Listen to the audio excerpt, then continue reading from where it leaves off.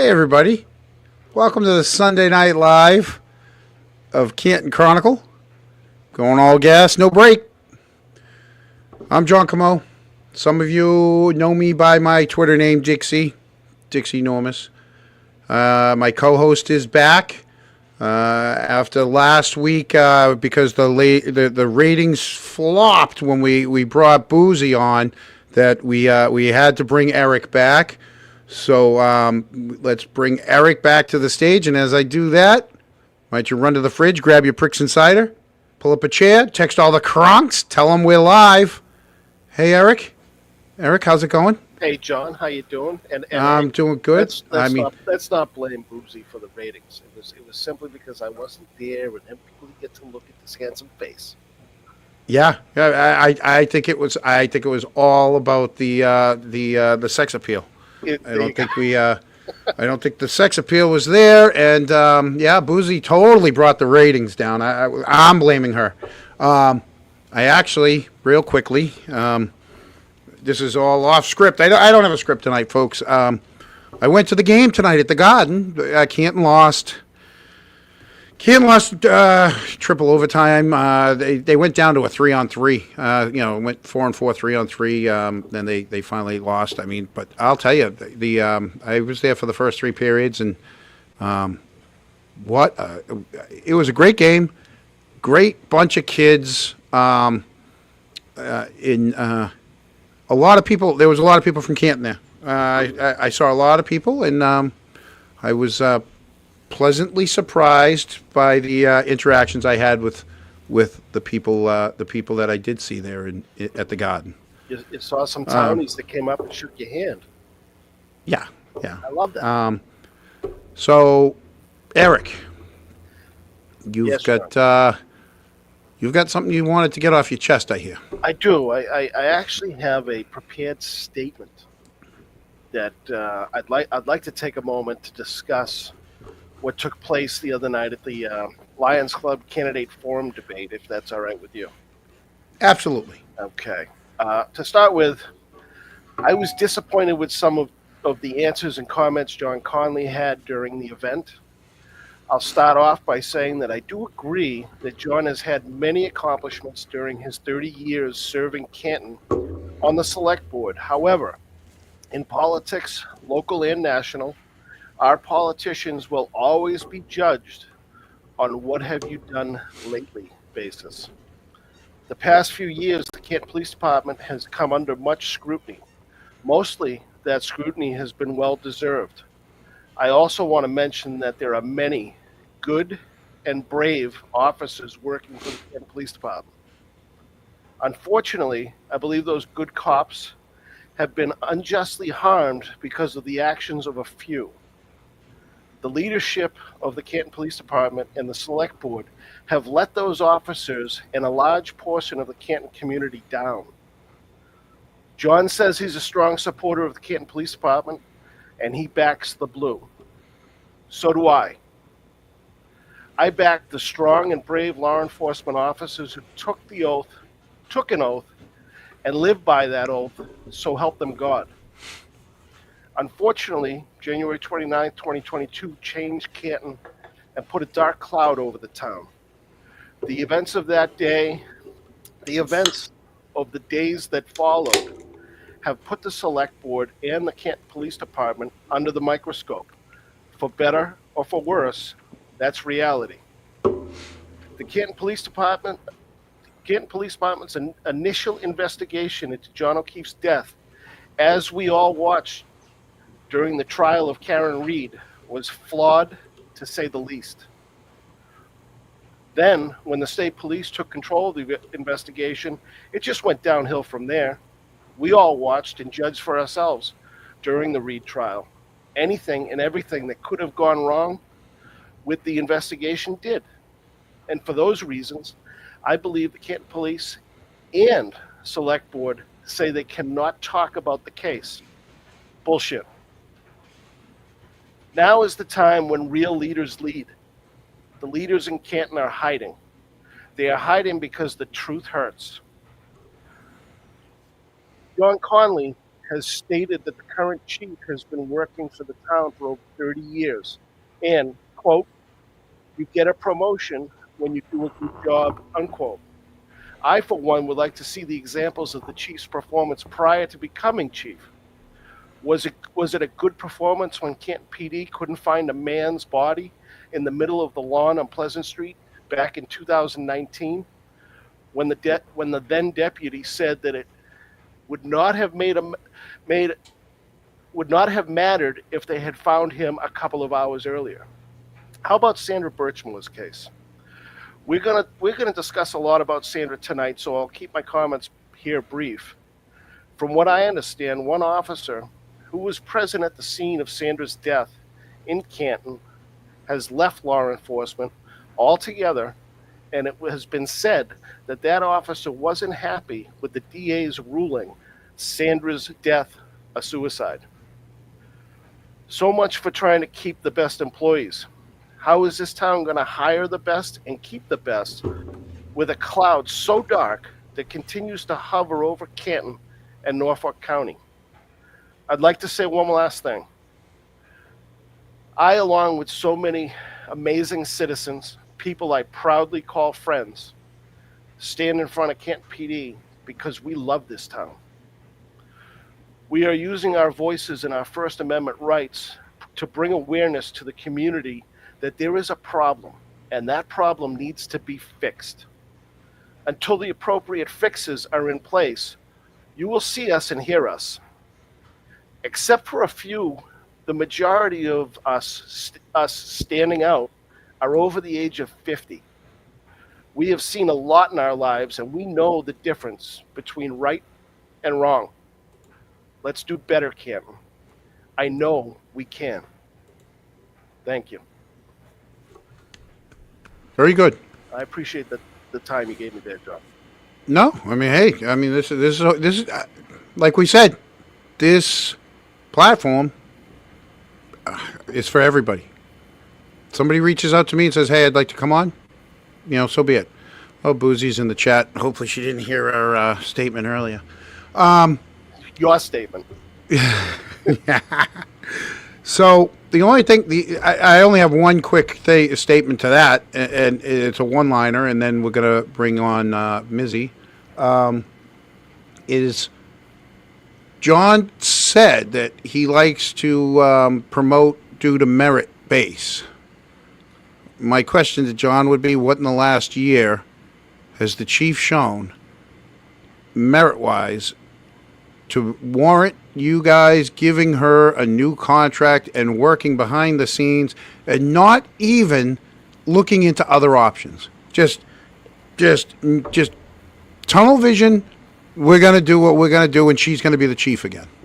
And That's all I get to say on that one. And he sees the performance that she's done throughout her career Yeah. as an excellent performance. And Right. I didn't mention a lot of the examples that I could have. I could have gone on for a long time on that, and I wanted to keep it as short as possible. Oh, John Conley was at the game tonight. Did Saw him at the Garden. Does anybody know if they won? They lost. Ah, too bad. You didn't hear me talk about that? Yeah, Boozy was my date. Boozy was my date at the Garden. So if anybody happened to take a picture of me and Boozy at the Garden, all right, we went there. We saw a bunch of people. Just saying. All right, tonight. Oh, geez, she rewound it. Of course she did. So tonight, we have someone that's been, as Turtle Boy is to Karen Reed, this is Mizzy is to Sandra Birchmore. I wish I could say more, but I'd rather have her. Tonight I'm going to make it a conscious effort into letting other people talk. So we're bringing up Mizzy. Hello, Mizzy. How are you tonight? I'm pretty good. All right. I'm good. So let me see if I can do this right. There we go. There you go. So Mizzy,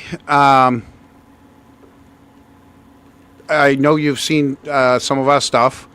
I'd like for tonight to be, what got us to here, how, what's going on right now, and then what's going forward with the Sandra Birchmore. So, first things first. You're Mizzy, and you were a content creator doing what? Yeah, my show started in 2020 in the wake of George Floyd. I was talking to people about racism, and I wanted to show people a different view from it. But I felt like I wasn't doing enough when it shed light on the police. So I started interviewing families and loved ones of people who had been murdered, and all my cases had an element of police corruption in them.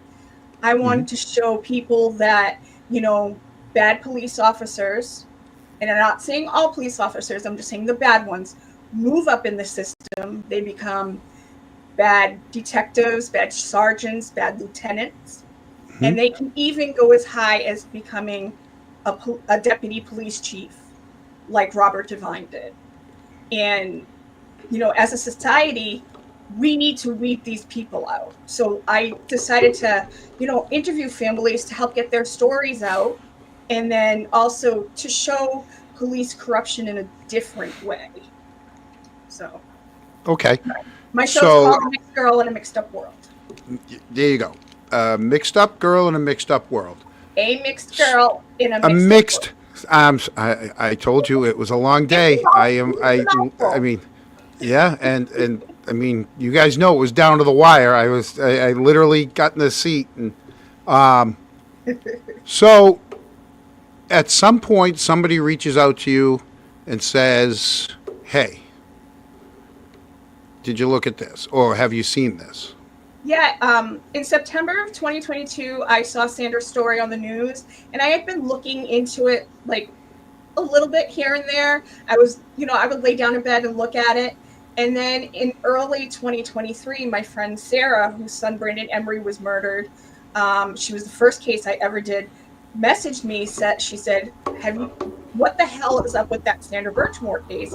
And I was shocked she knew it because she lives in North Carolina. And as you guys know, a lot of people around here did not know of Sandra's case, even people in Canton and Stoughton. And so her and I, we were like, we got to look into this case. And I'd been wanting to cover the case, but I was covering a few other cases. So I was busy and I wasn't able to do a full deep dive into the case. But her and I, for a couple weeks, we just started looking up every little thing that we could look up. I started reading the reports, went through the Stoughton report with a fine-tooth comb, and I was clipping things out. And, after a short amount of time, she said, Mizzy, I got to get back to Brandon's case. But if you make a Facebook page, I will do a petition, because a petition's easy to run. A Facebook page is a little harder, especially you got to moderate and, be available for some of it.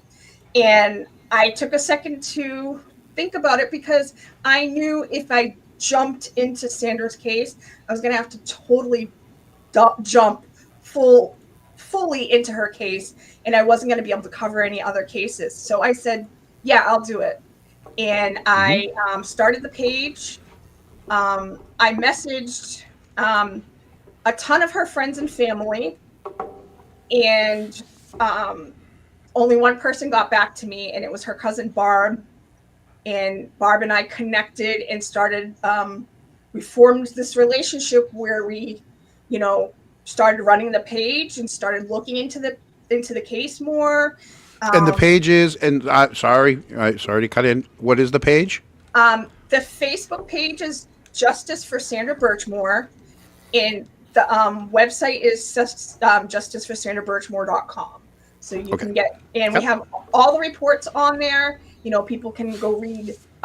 We don't have all the civil case reports because there's a lot of them, but we have all the criminal case reports. So then at some point you have a conversation or an interaction with a law enforcement officer, and that's from Stoughton, correct? Yes. Was the first one? Yeah. Yeah, the first one I had contact with was, Officer Mizzy. He was the first case I ever did. And I was, I was shocked she knew it because she lives in North Carolina. And, he oh, my brain just like his name just totally went out. The former deputy chief of Stoughton, he's the one who actually did the investigation, the II report. And I think he did a phenomenal job with that. My only portion that I don't feel like they did was they didn't dive deep enough into the rest of the explorers. But he really took his time and did a pretty good report. So his name is out of my head for some reason. Mm-hmm. I apologize. His name just like totally went out of my head. I know it'll pop in my head. So now you have even more information. Yeah, I talked to him for a little bit. It was just a quick conversation. Was it Holmes? Was it yes, Holmes? Holmes. There you go. Thank you, Barbara. Yes, the chat helped out. That's Sandra's cousin, Barbara. Mm-hmm. Yeah, it was Deputy Chief Holmes, and just a quick conversation because we were going to do a standout in front of the police station, and I didn't get to talk to him as long as I would have liked to.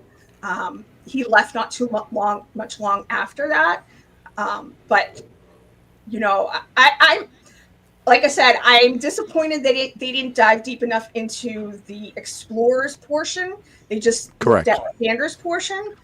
But the rest of it, they did a really good job with them. He did, him and his team. He had, it was him and two former state police officers that were private detectives at that time, and they hired them to help them. So he got outside help. I mean, they were former state police, but they were people who were outside of Stoughton PD. So that was good. So then what was next? An interaction down with Norfolk County, right? Yeah. My interaction with Norfolk County came first. I'm sorry. Yeah. That's okay. We did a standout in August of 2023 at Michael Morrissey's office. And I printed flyers that said basically gave a quick synopsis of Sandra's case. And then I had everybody who came to the standout write a letter to Morrissey. And then we went up to his office and I asked to speak to him or an ADA. And they said he's on vacation. So she took all of them. And I called. Now, do you think he was on vacation or do you think he was seen in Quincy?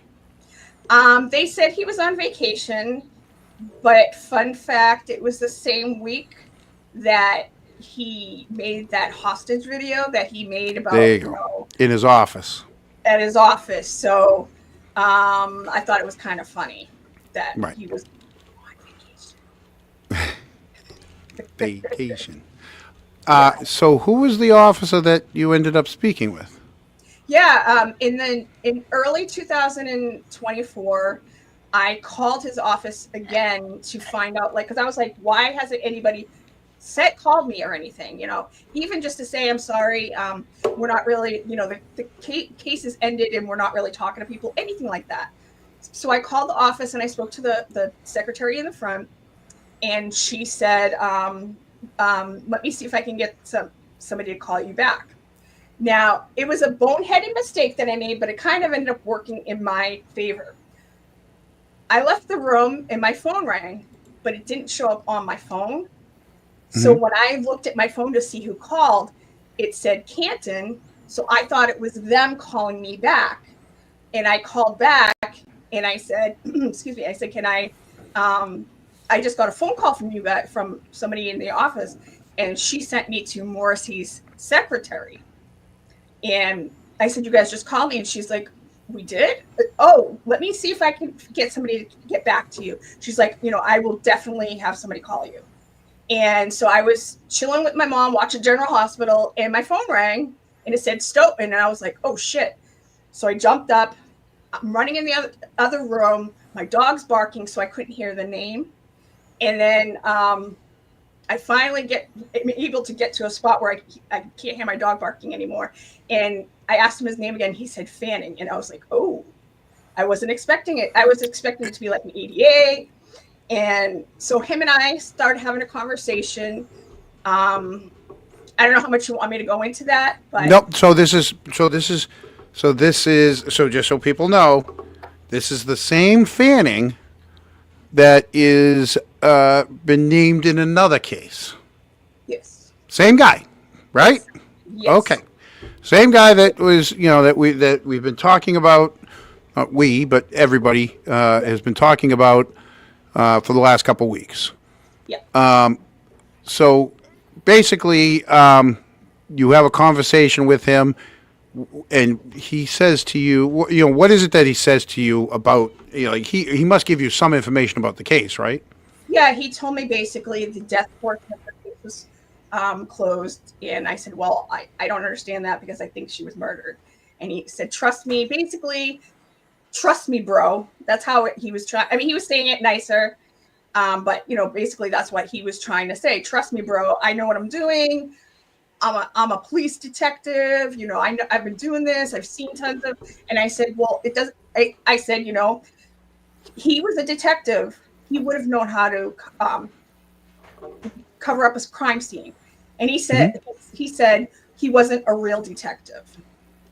And in my head, I was like, what the? He said that Farwell was not a real detective? Was not a real detective. Okay, yeah. Yeah. So I said, that's the first thing that gives you the, okay. Yeah. Yep. Because I watch a lot of true crime. I know how to cover up a crime scene. You mean to tell me this detective doesn't know how to cover up a crime scene? Not that I plan on going around on a murder spree, but I've learned a few things. Like, and he said also something about he said something about he was careful. Yeah, we started talking about her text messages, and he said, he was very careful in the text messages, and he didn't say much to incriminate himself. He didn't say, he was very, very careful. And I was like, I had already known about him and Sandra talking about them, their first time when she was 15, because it was in the Stoughton report. And I was like, in my head, I was like, what? Do you guys allow swearing? I guess. Okay. Well, because I'm sure you probably get demonetized, but I don't make much money to begin with, so it doesn't matter. I mean, well, actually, while we have a second, folks, speaking of money, across the bottom of the screen is www.dovema.org. That is an organization. I will pull it up. If Mizzy, you want to tell people what this organization is, I'll pull it up right now. Here it is. They're a local organization where if you've been battered or have domestic violence in your with a loved one, they can help you. And they have a lot of programs. They have a lot of they do a lot of outreach, and it's local to the Stoughton Canton area. So we don't accept any money for Sandra, but if you feel like you're inclined to give some money, they have a hotline. See that they have legal advocacy. Yes. They have they do a lot of community outreach. So if somebody in this audience right now needs help, they're a wonderful organization to reach out to. Or if you feel like you're inclined, that like I said, we don't take money at Justice for Sandra Birchmore, but if you feel like that you wanted to put your money towards somebody, like in Sandra's case, that this is a wonderful organization to do that. John, is this a link that we could put on the Facebook page for the Canton Chronicle? I don't see why not. Be nice. I don't have a problem with that. It'd be nice to have up. Yeah, you just keep adding work to me. Just keep adding more work to me, Eric. No, I can get that up. I can share that after we're done with the live. I'm not gonna do it now while we're live because I don't want to mess everything up right now. Hey, if you ever want to fire me, I won't call you. I won't call you again. No. What? Oh, what? And then I have to reach out to Boozy. Come on. You'll have that much less work. Then I got Boozy as my co-host. Trust me, I need her more than she needs me. I saw her numbers. Boozy kept you alive last week. She did. Okay, so anybody that wants to donate, there's or if anybody needs the help, that's where you can reach out to. yeah, if especially if you need help, even, donating is fine, but if you're somebody who needs help, that's one reason why we talk about Sandra's case. It's not just to keep her name in the public, it's also to educate people and also to help people. So if there are people who need to get help, they're one of the organizations in the area that can help people. So Okay.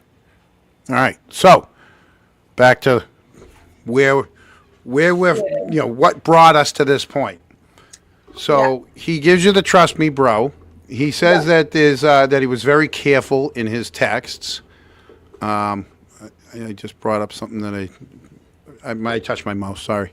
And then so then what happens next? So you finish talking with him, and when is this about? Where are we in the chronological order this here? is early 2000. This was January 10th, 2024. And on the next thing we did as an organization, we held two standouts. We held one in Canton on the third, and one in Stoughton on the 4th, because the 1st is the anniversary of the day Sandra was murdered, and the 4th is when she was found.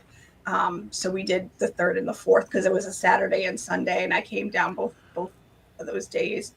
And that's where I met a lot of Canton residents or former Canton residents and Stoughton residents. And that really took our advocacy for Sandra up another level, because there was a lot of free Karen Read people who showed up, because we, at this point we had been pushing Sandra's case out there for a year, and we were slowly making ends. At that point we were probably about 3,000 on our page, and we kept, at the beginning it was clawing to get people there, but with Karen Read's case, I was able to get people to notice it, saying, hey, there's another case in Canton that happened where there's a lot of the same players and a lot of funky stuff went on in this case too. That's how the Casey case also came back also. Yep. Yeah. So it's more than just, there's multiple cases, people, and that's what we were trying to get at. It's not just the Karen Read case. Is it? They're all important, but they all need awareness. Yep. And so everybody's bringing the awareness in different ways. Well, and there's the Just on Root case. He didn't take place in Canton or Stoughton, but it's the same Massachusetts State Police unit that investigated. It's Fanning and Proctor, and I think Tully might have been on it, and Buchanan. I'm trying not to say the other way. I got you. I know. We're behaving tonight. Look at me. I'm professional. Stop it. But I feel like we should back up a little, though, because Go ahead. In case people don't know, I know most of your audience probably knows Sandra's case, but let me do a quick synopsis of her case. Sandra was born in Boston. She grew up in Stoughton. She lived there almost her whole entire life, except the last 2 months of her life. She moved to Canton. She had a single mom, so they went through hard times. Her mom did have some health issues, so Sandra grew up fast when it came to helping her mom and stuff like that. She sometimes lived with her family in a house in Stoughton. She considered this her home. At 9, she did a program where parents can learn how to, connect with their children better, and children can learn how to connect with their parents better and not have like an animosity and arguing. It was a building workshop type deal thing. And then when she was 12, 13, she joined the Stoughton Police Explorers group out of the Stoughton Police Department. That's where she met Matthew Farwell, Robert Devine, and William Farwell. She was in this program till 2016. And unfortunately, when she started the program, her grandfather had just passed away. He was the only male figure really in her life. So these men met her at a bad time in her life. When she was very vulnerable. Yes. And she needed a male figure. And that's where, these men weaseled their way into her. Opportunity knocks. Yes. And Matthew Farwell started doing things like going to the library with her and mentoring her and weaseling his way. And that's how grooming works. It's Yep.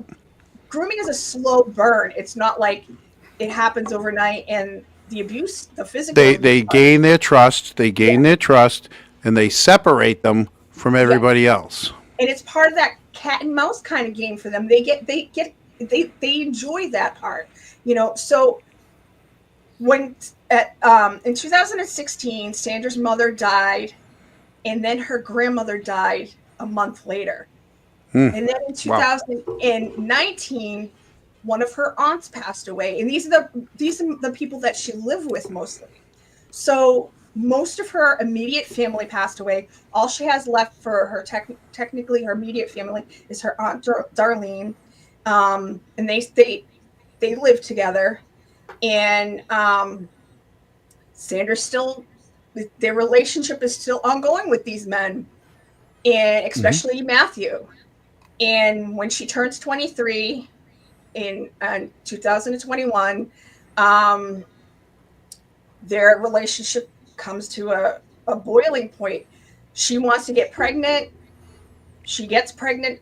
And that big contention, it became this fight with them, and they were, butting heads a lot. And she wanted him to sign the birth certificate. She wanted him to take part in the child's life, and he's kind of like, I don't want any of this. And a friend of hers, she owed a friend money, and she called. Yep. Sandra was avoiding her, so the friend called Stoughton Police Department and told them, there's this girl, her name, I need to get my money back from her. And they said, ma'am, this is a civil matter. Civil You can't matter. do anything about it. And she said, well, tell Matthew Farwell to have his girlfriend, Sandra Birchmore, to give me back my money. And that sparked the ending, Matthew flipped out because the officer told Because him. now people are aware of what's going on. Yes. And he's freaking out because who else did she tell? Now it's coming to my work. People are going to ask questions. And Yeah, he it just got real. Ravel. Yep. So, Mizzy, and Now- then on February. quick Go ahead. question. Yeah. The Explorers program. How many were in this program, and do we think there was more victims similar to Sandra? Yeah, it was like 300 plus kids that went through this program. In 2002 is when Robert Devine took over the program, and the Farwell brothers were teenagers, and they were in the program. And that is when, Robert Devine's first victim that we know of occurred. He was grooming this young woman. And, the Farwell brothers he was running the program by himself. And the Farwell brothers were the deputy chief and the lieutenant. So they were his understudies in the so it was like they were like running it with him. And his record keeping. It was atrocious. So we have no clue how many other females, young girls, went through that program. Yeah, I don't know 100% if they have, but the way it was stated in the report was that his record keeping was atrocious. But I think that was by design because he didn't want people to know every name that came through the program. And so I just look at it. You don't go dormant for 10 years. Right. Divine was. I guess I'll just keep talking. Go on. It's our show now. Yeah, we're taking over. So Divine started doing an after-school program because he was an officer that was in the schools and an RSO officer, and he started doing an after-school program. So he was in the schools with junior high kids. He was running an after school program with junior high kids, and the Farrell brothers would come visit them at the junior high.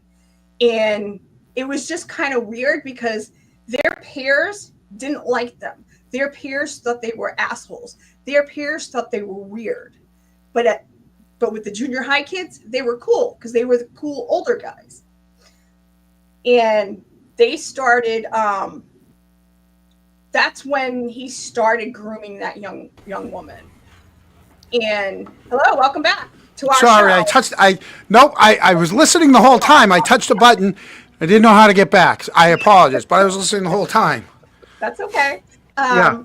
So Still new at touching all these things. I'm sorry.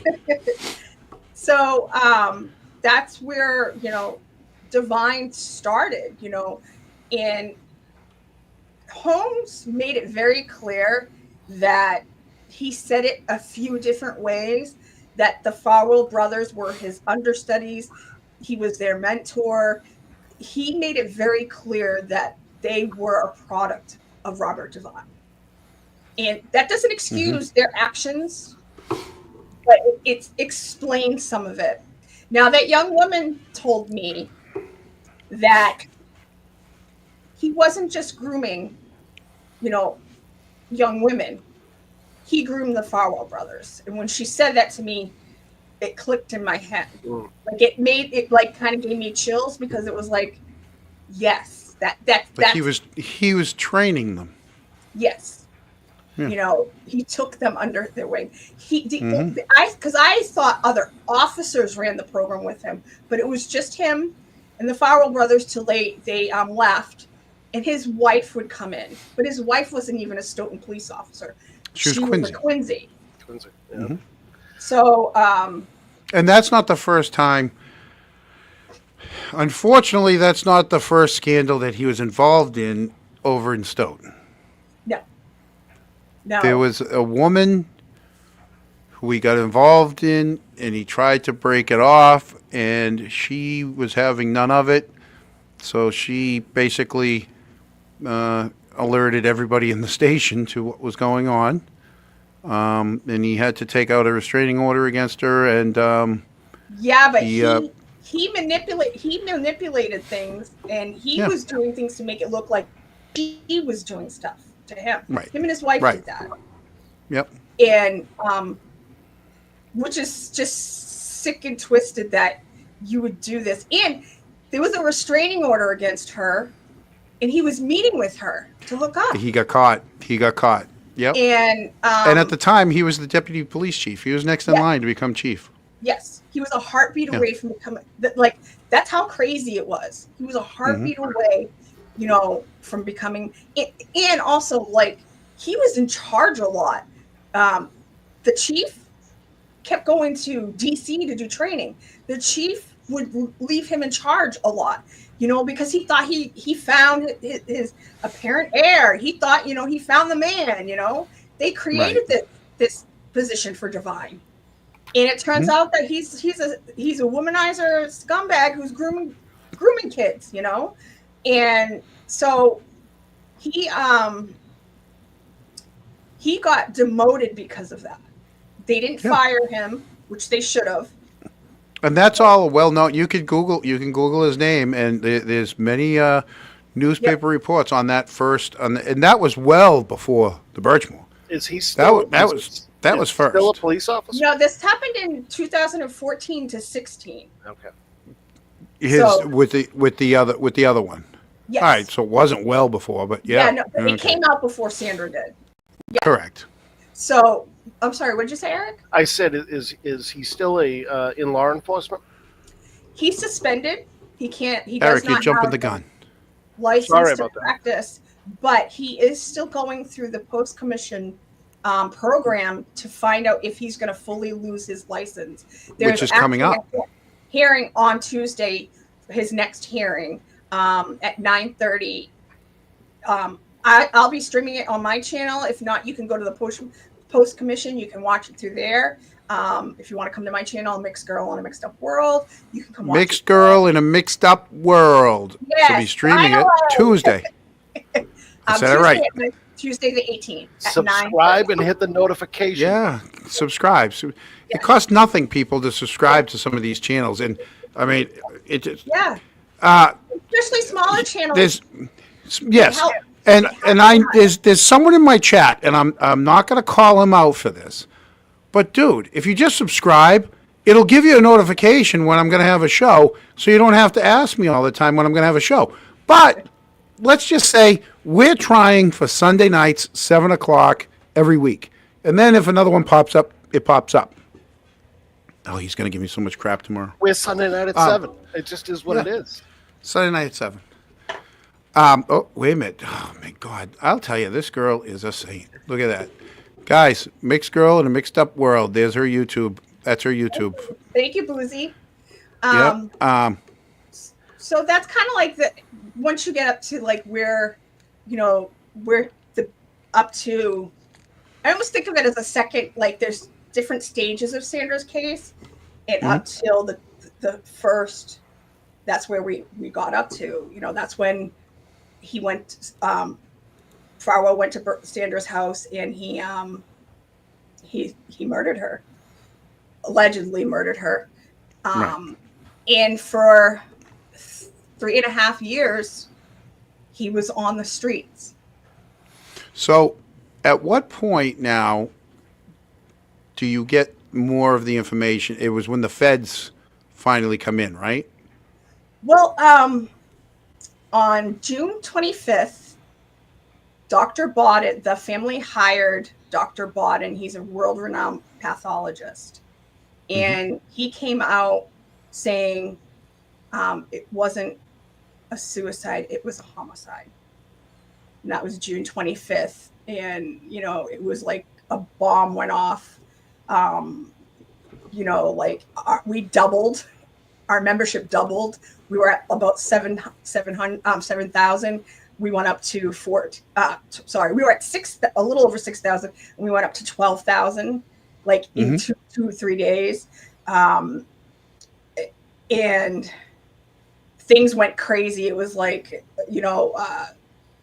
all that year I was going on shows to promote, get Sandra's case out there more. But it was like so many people came, hey, Mizzy, you want to come on my show? You want to come on my show? And I was like, yeah, because I wasn't doing my channel. I had my channel, but I wasn't making content. And then on August 28th, so basically 2 months later, that's when the FBI arrested Matthew Farwell in Revere.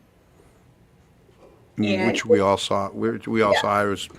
I think I may have been one of the first ones to post on that. Not breaking news, people. It just happened to come to me real quickly. I think it's important to remind people, and I know most of the people that are viewing this know this, but you still have a district attorney who has ruled Sandra's death as a suicide, compared to the feds who have somebody in jail for murder charges. Yeah. Do we know why he won't change it? I don't know, but I have suspicions. I mean, he didn't arrest Robert. You got to remember, Robert Devine's wrapped up in this. He didn't arrest Robert Devine when he should have. Let those charges go. Any other, if it was a different DA and if it was another place, Devine would have been arrested for the stuff that he pulled with his former, that situation we were talking about a few minutes ago. And there's that. Fanning grew up in Stoughton. So did Buchanan, or Buchanan. I don't even know how you pronounce it. And so they knew these officers, and so Devine had all his connections, but Matthew Farwell was the head of the Patrolmen's Police Union in Stoughton. Wow. So he had some political connections. So they always do. They always have some sort of. I mean, that's how they get away for so long. Is that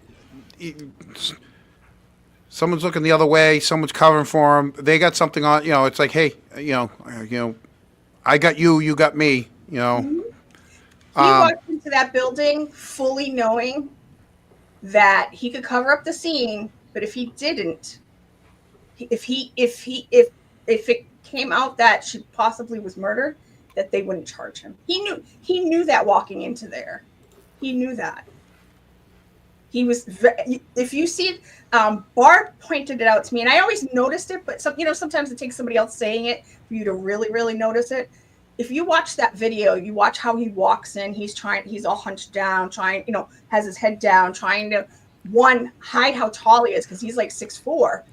Oh, But with the hands in his pockets, kind of like half. his pockets hunched Yep. over, head down, put up. But when he walks out of there, he's walking out like a peacock strutting down the street. Yeah. He looks like he's like, "Ooh, it's done," And it took Barb saying that to me. I noticed, I saw that, I noticed it, but when she said it to me not too long ago, I was like, yes. Yeah. So he knew that walking in there that he wasn't going to get arrested. Right. He knew it. So that brings us to now Falwell's been arrested by the feds, right? Yeah. You get your hands on information like documents, and you start peeling through all that, right? I've been peeling through that stuff all along. Yeah. Now you get to a point which gives you an aha moment against Fanning, Yeah. right? So earlier, just a little while ago, she told us that Fanning said, "Trust me, bro." She committed suicide. Fanning said he was very careful. He never said anything wrong in texts, right? Yep. But now you hear otherwise. Yeah. If you read the FBI affidavit, they put a lot of text messages in there, and they're vile, they're disgusting, and they were anything but careful. They were like, if there's an opposite of careful, his face would be there next to it saying, "Yep, that's me." That's how bad they are. And I like, they are very graphic. And he talks about how when they hooked up the first time, they talk about how he wished, because at the time she was 13. She was 15 when they first hooked up. And how old was he? He was 27, I think it was. 26. So he's 27. 27, married, Yes. Stoughton cop, messing around with a 13-year-old. We can leave it right there. I mean, This is even like sticker. He got married right after the first time they got together. Right. Like within a month. Yep. Like. So. And he wanted to hook up with her a year before that. So he wanted to hook up with her when she was 14. Right. So which it was is just, I mean, folks, like, it's speechless because you just want to say how disgusting it really is, and they're even more graphic. I won't go into them, but they are more vile, disgusting, graphic. Yeah, and so if anyone wants to go, I mean, these are documents that anyone can find, and I'm sure you have them on your site, right? Yes, we have them on our Facebook page. They will be on our website soon. But yeah, and it's something people. If you have the stomach for this because you want to know exactly what happened, go to her page. You can go or go to the site, and you can look through these things. I watched Mizzy's show the other night when she read them off, and I was just I almost turned it off because I was just like, I'm like, you got to be kidding me. But these are kids. These are little kids. So you find out that now there's thousands of texts. 32,000 plus texts. 32,000 texts, right? And did you immediately say, like, Fanning's name popped in your head saying, but he said, "Trust me, bro," and he said there was nothing there? Yes and no, because I already knew he was lying, but I didn't like. I knew this information was on there. I just didn't know how vile and disgusting they were going to be. I had a slight inkling a little bit before that, about a month before it happened. A friend of Sandra's came to me and Barb and I interviewed her, and she told us their relationship was not like a, missionary type deal relationship. It was more of a BDSM type of relationship. So I was like, oh, so I wasn't. I mean, it's hard for me not to say I wasn't shocked, because I was shocked, because they are disgusting. The text messages. Well, and didn't you the other night on your show you said something to the fact that that Fanning said she was a private person and she hid stuff from everyone. Yes, and I said to him, that's what happens when a child is groomed. That's what grooming is. They are conditioned to keep everything from people in order to keep that relationship. This person ingratiates themselves so much, burrows so much into a person's life that they become, like, he became the male figure in her life. He helped her move into that apartment. So it's like, now, so I have a question for you to answer this for AJK. AJK is saying, how is Garino still employed? This was Fanning, though, that you had dealt with, right? I dealt with is Fanning. Garino? Yeah. Garino is the one who pulled. They got Farrell's personal phone and his work phone, and he deleted everything on his phone. But as we know, that's what Cellebrite is for. They can find this information unless he reset his phone. If he did a master reset, right? If he had done a master reset, but then stepped on it and thrown it into the lake, and right. But so he didn't find anything on either of his phones, and then they pulled all the stuff off her computer, because she backed up all her stuff to her computer, her Apple computer, and so they had everything. In the Massachusetts State Police report, which I just read last weekend, reread it probably for the 5th or 6th time. Fanning said, I went through her computer. I went through all the messages. So he saw all these messages. He saw everything. So when people try to say, oh, well, they couldn't do anything. Yes, I fully understand that the medical examiner said it was suicide, but if they brought the medical examiner, if you bring a medical examiner more information, I'm not saying put pressure on her like they were joking about. Like they were putting pressure on her on the Karen Reed side. Yes. Like, I'm not talking about that. A medical examiner can only work with, which makes no sense that she even said it was that, because her hyoid bone was broken. And that's the one piece of information that I needed to fully be able to say I was right the whole time. Because that's all I wanted to know. Now, mind you guys, early on when I started... Mizzy, but there was also something to do with the buckle. Yes. The buckle, she had they said there was no sign of a struggle. So, folks, when I see buckle, it's because there was a belt, correct? It was a strap to an army bag. An army bag strap, sorry. Yeah. Army bag strap, so it's one of those buckles that the adjusting the adjuster. Yes. Okay. Yes. Not a buckle, it's an adjuster to the strap. Yeah. What? Yeah. So they said there were abrasions on her nose. Now, mind you, Massachusetts State Police, Fanning and mostly Fanning and Dunn are out there saying that there's no signs of a struggle. Tufts said, Trooper Tufts and Dunn say it repeatedly. She had abrasions on her nose. That's a sign of a struggle. And in the FBI report, it says a blunt force trauma. There's a buckle impression on her chest. And they said the pathologist who did the review said if there would be, she couldn't have done that to herself if she had done that, if she had hung herself. The buckle impression would have just been the buckle impression that was by her ear. There wouldn't be one on her chest. He said that's one of the things that indicated that she did not do this to herself.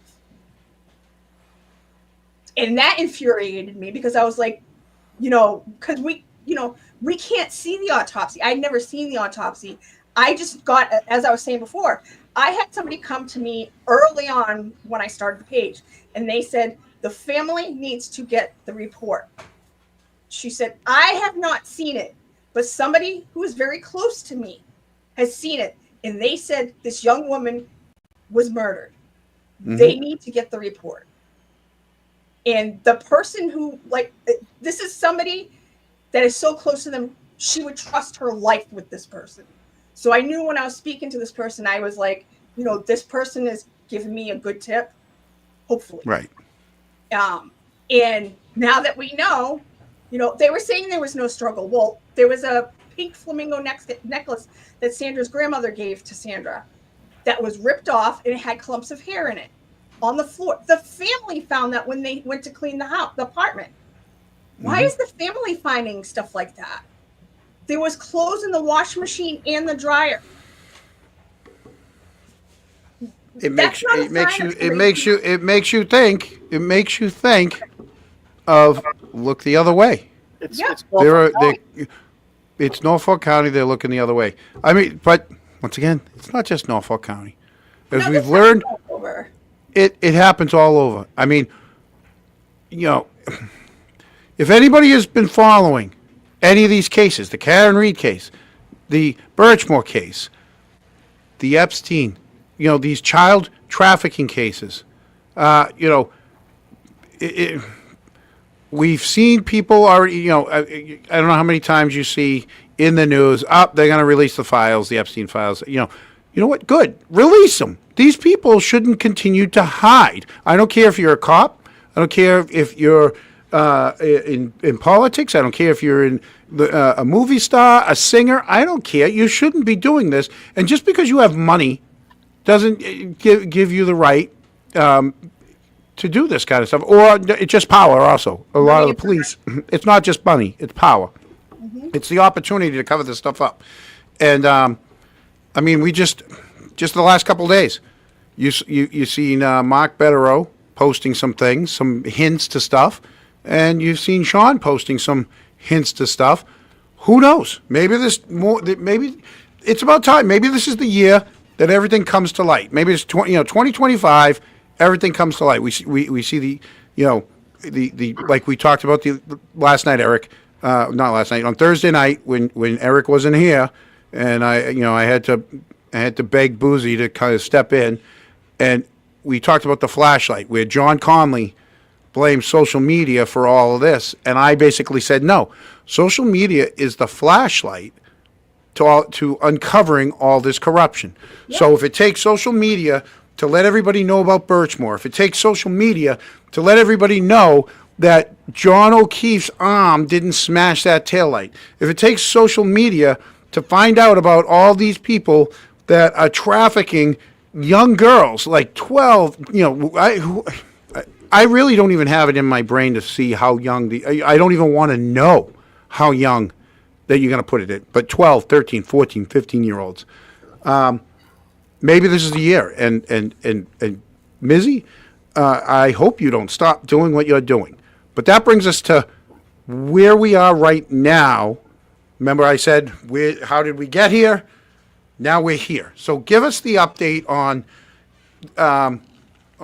the Farwell case. So Farwell, Devine, everyone involved. How do you want to start? You want to start with Farwell, or you want to start with Devine? How do you want to start? With Devine, just because his thing. I had said earlier that he has a post-commission hearing on Tuesday that I will be streaming on my show. I believe on the last post-commission, because there's usually one a month, they said there's going to be 2 more hearings for him, and then he's going to go in front of the commission. I'm hoping they're going to stay to that. So hopefully by this summer, he will lose his license to operate.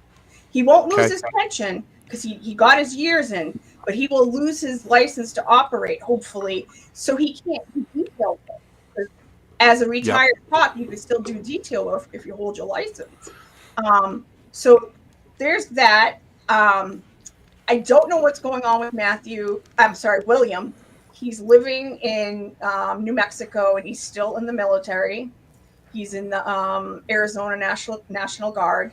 I wish that there was more.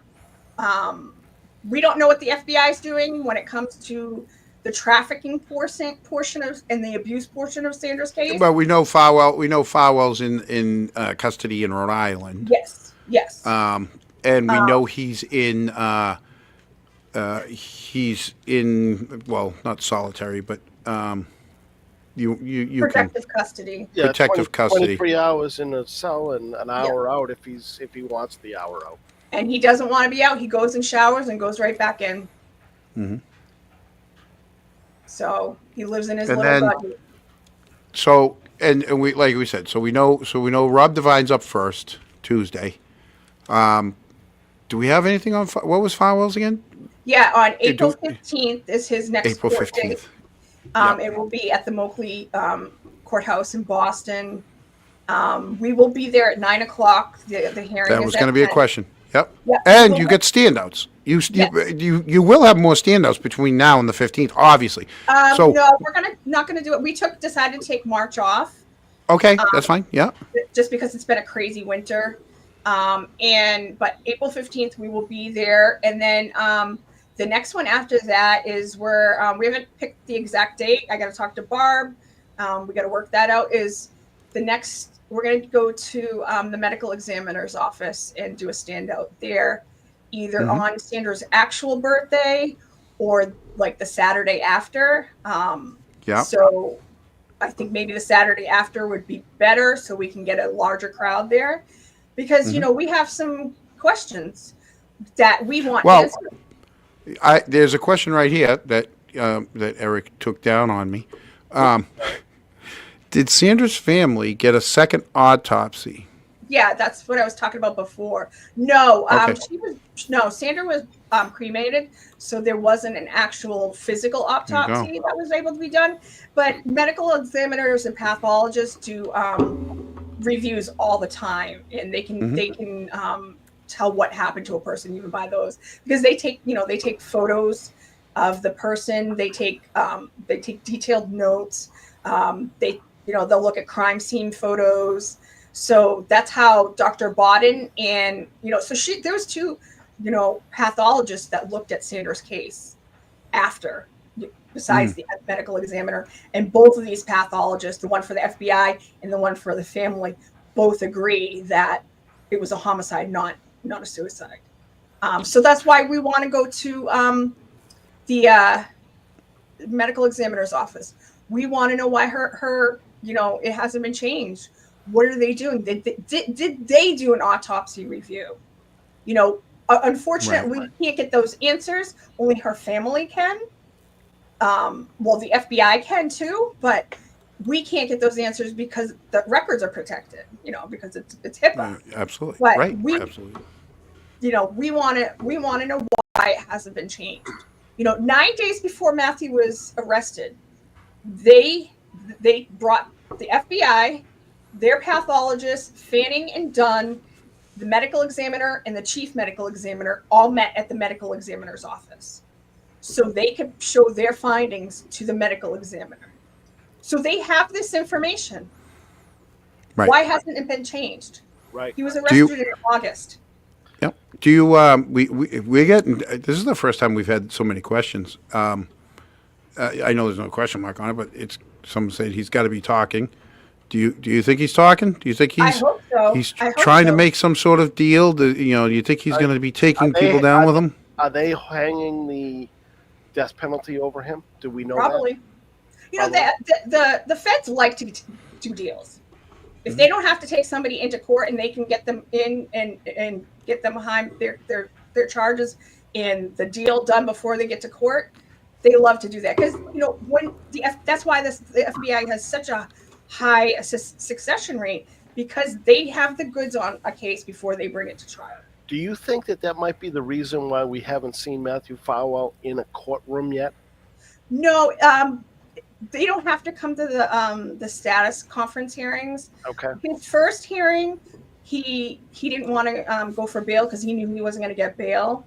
And then because there was a lot of information to be turned over to his lawyers, I mean, like I said, there's 32,000 plus text messages. There's over 50,000 text messages with the 3 guys. Wow.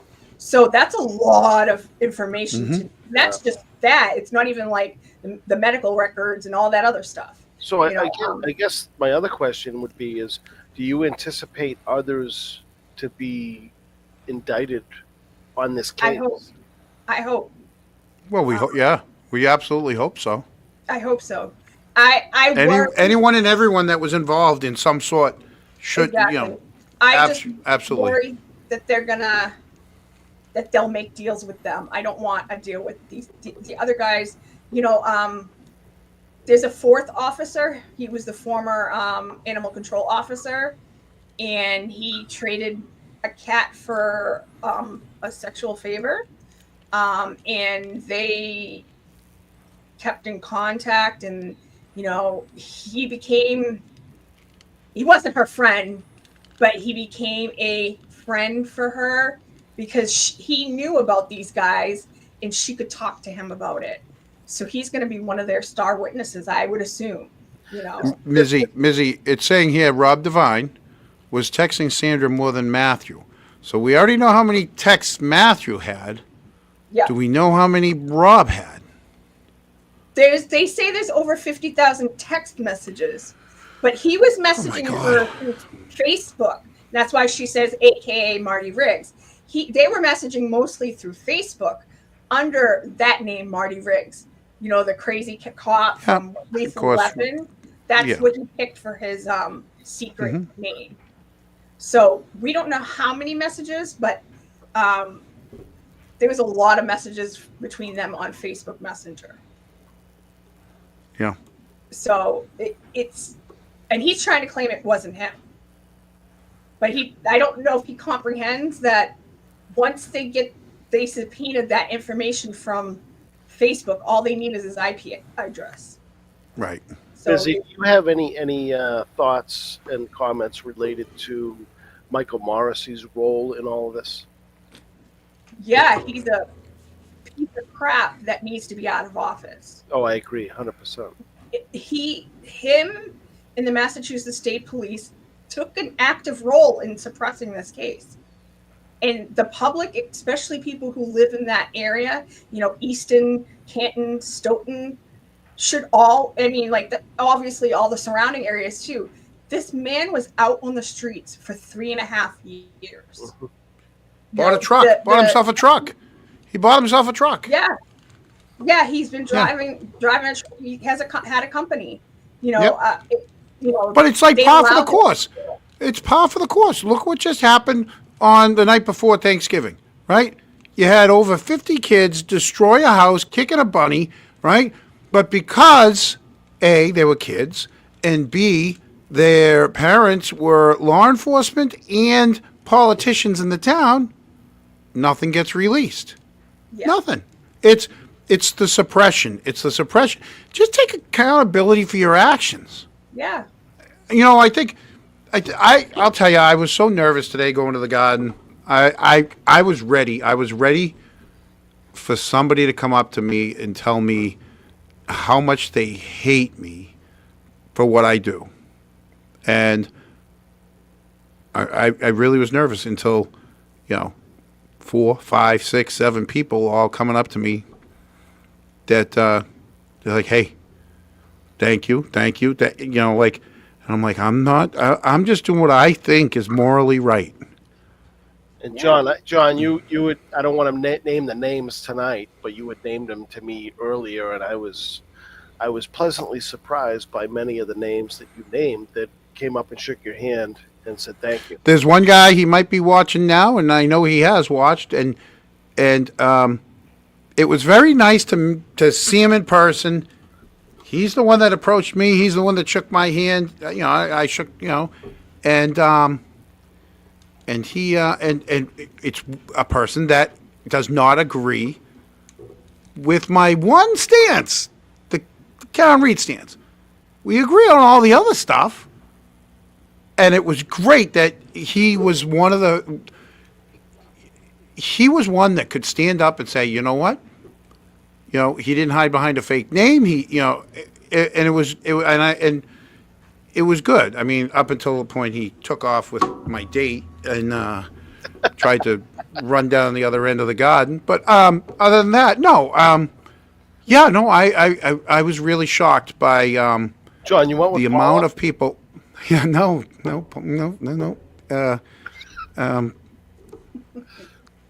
All right, I'm Detective sorry. Mullins.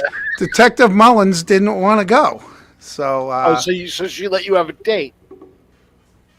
I was supposed to go with Aunt Deb. He blew me off. Happens. Aunt Deb blew me off. I was standing outside on Causeway Street waiting for the guy. But whatever, something came up. I don't know. I think his wig wasn't. I don't know. He couldn't get it through the metal detectors or something. I don't know what happened. They wouldn't. They must. They weren't frisking anybody. I mean, let me tell you something. I will tell you one thing. The high school hockey at the Garden, they don't serve any booze because it's high school hockey. I don't care if you're an adult. It's the MIAA. Not one concession stand had any booze. I'm sure you stopped at the bar outside. I didn't. Nope. I didn't.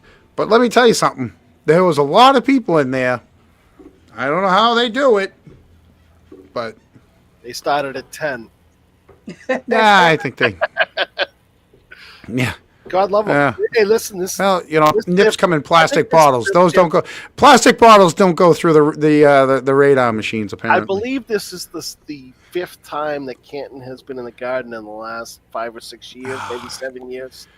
We left in the third period, 2-2 tie, and I got home before the triple overtime winner. I mean, it went long. So, yeah, it was heartbreaking because I mean, I played at Canton High, and I was there supporting them. The one thing I really loved about the team is when they announced their starting lineups. Normally, you see them skate out. Each kid skates out to the blue line, stops as they announce their name. Nope, they all stood in line, and then they all kind of like when the Patriots came out as a team back when they played against the Rams.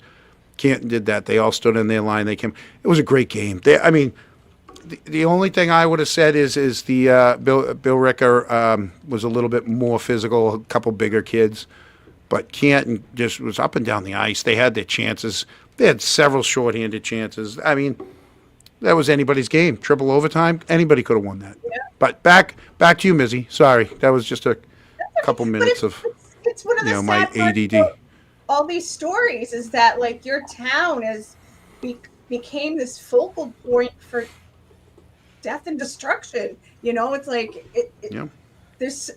it's nice to have a couple of these bright spots to look at. Yeah, and then you have these like horrific cases.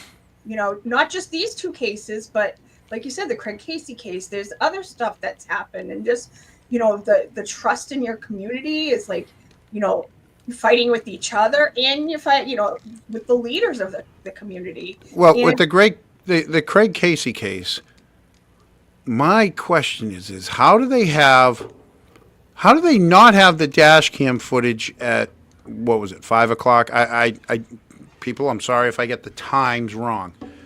How do they not have the dash cam footage at the first respond, but they do have it a couple hours? Yeah. But then when people ask, they're like, well, it overwrites itself every 30 days. Well, wait a minute. You should have had it all. Yeah. You should have had, if you have the second one, you should have the first one. We're talking about the same day. Same day, within hours. I mean, just. Yeah. And here's the thing. Let's say that body was in that spot the whole time. And yes, let's say they missed it. How hard is it to say, you know what, people? It's on us. We missed it. And here's the dash cam footage. It's right there. Yeah, we missed it. We got to do better. It's not that hard to say, you know what? Yeah. But they don't ever want to do that. About with the FBI coming out, there's never been a statement made from the officials saying, you know what, we're sorry that we took part in the investigation and we fell flat, or or even just to say we're thankful that the FBI were able to prove that it wasn't, that she was murdered, and they now have him. Nothing. Silence. Right. And then you have people like Bob McCarthy who deliberately Can't even say her name right. so it doesn't say her name. Not only that. So somebody, once again, somebody brings it to their attention that they said her name wrong. And they typed it wrong. And all they asked is, could you at least fix it? And he sat there. Stone-faced. Right? Stone-faced, kind of like how hard is it to say, hey, you know what? Yep, we got that wrong, and we will fix it. It's not that hard. Well, that's but they why just I yelled don't at want to him. do it. That's why I yelled at him, because of that happening. And I just happened to be on town when they had the interview with the was it Five Stones? Is that the name of the company? Mm-hmm. Yeah. I just happened to be in town, and when he said her name wrong, well, he couldn't remember her name, and then everybody yelled Sandra Birchmore, and he was so like, poo-poo, like, I don't care, and obviously I got enraged. And then I think it happened again. He didn't say her name right. It happened again, and we know who got up and spoke and just said, listen, can you type it? Can you fix the typo? It's not that hard. Her name was Sandra. And just correct the record. And I was there that night, and Mizzy, when you I know you were aggressive as telling him that, get the name right.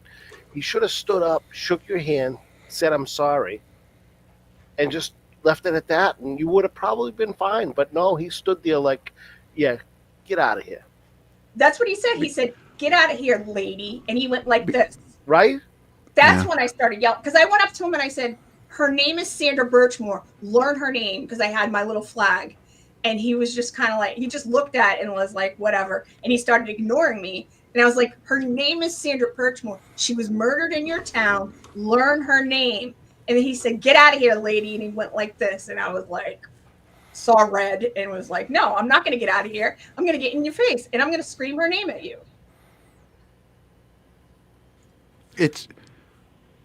I just don't understand why some people will dig in, like the hills that they want to die on are something that it's the littlest thing that could, you correct a record. You could, it's called being human, and having some compassion for people. Yeah.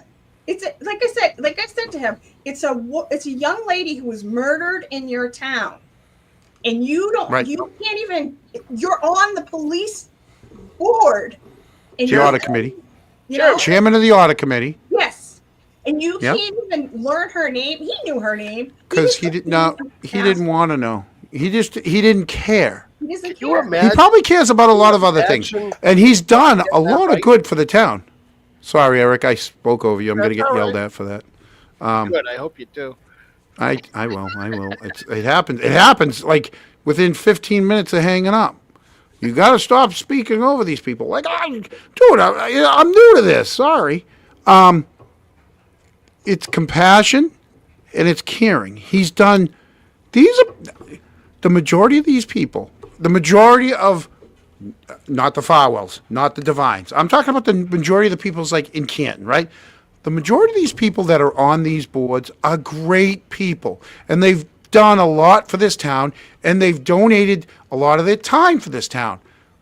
To see them dig in, mostly because of the Karen Reed, just picking a side, they let that affect all this other stuff that it shouldn't be affecting. Yeah. Yeah, and that's the sad part.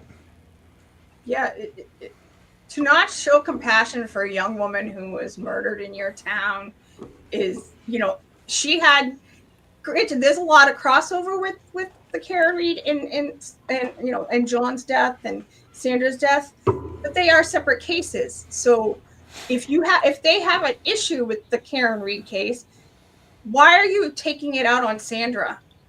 She was just a young woman who lost her life in your town, and you guys should really care about that this happened, and the police department should care that it happened.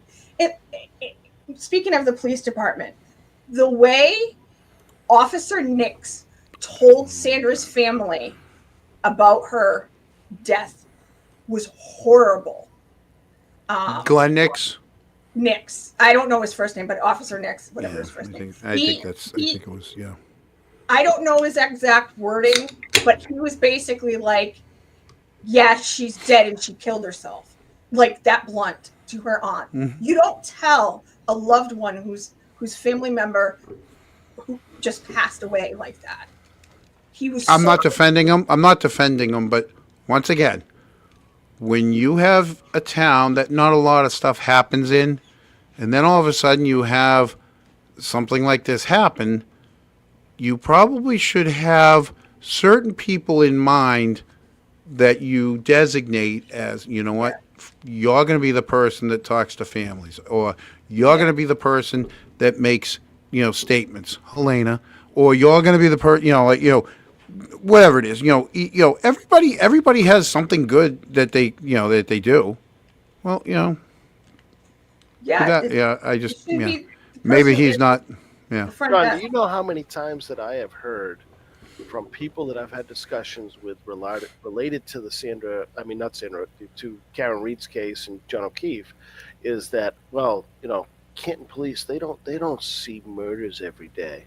They don't. And we're supposed to take that as an excuse for why the investigation wasn't done properly? Well, first off, they don't investigate murders. Well, it goes to the state police. The initial investigation prior to it going to the state police was fumbled all the way. Yeah. Well, they fumbled it because he wasn't dead yet, so it was an accident. That's fine. I mean, what was? I'd like to know, what did they determine that? So it's a crime scene because they put crime scene takeout, right? What were they calling it? They didn't put crime scene takeouts because they said it was too windy. But well, they started to. The part about his case, that from the get-go, is the crazy part of his case. If it was on anybody else's lawn except Brian Albert's, every cop in the area would have shown up to that scene, whether or not he was dead or not, because it was a fellow officer down. They would have that whole neighborhood. Mizzy,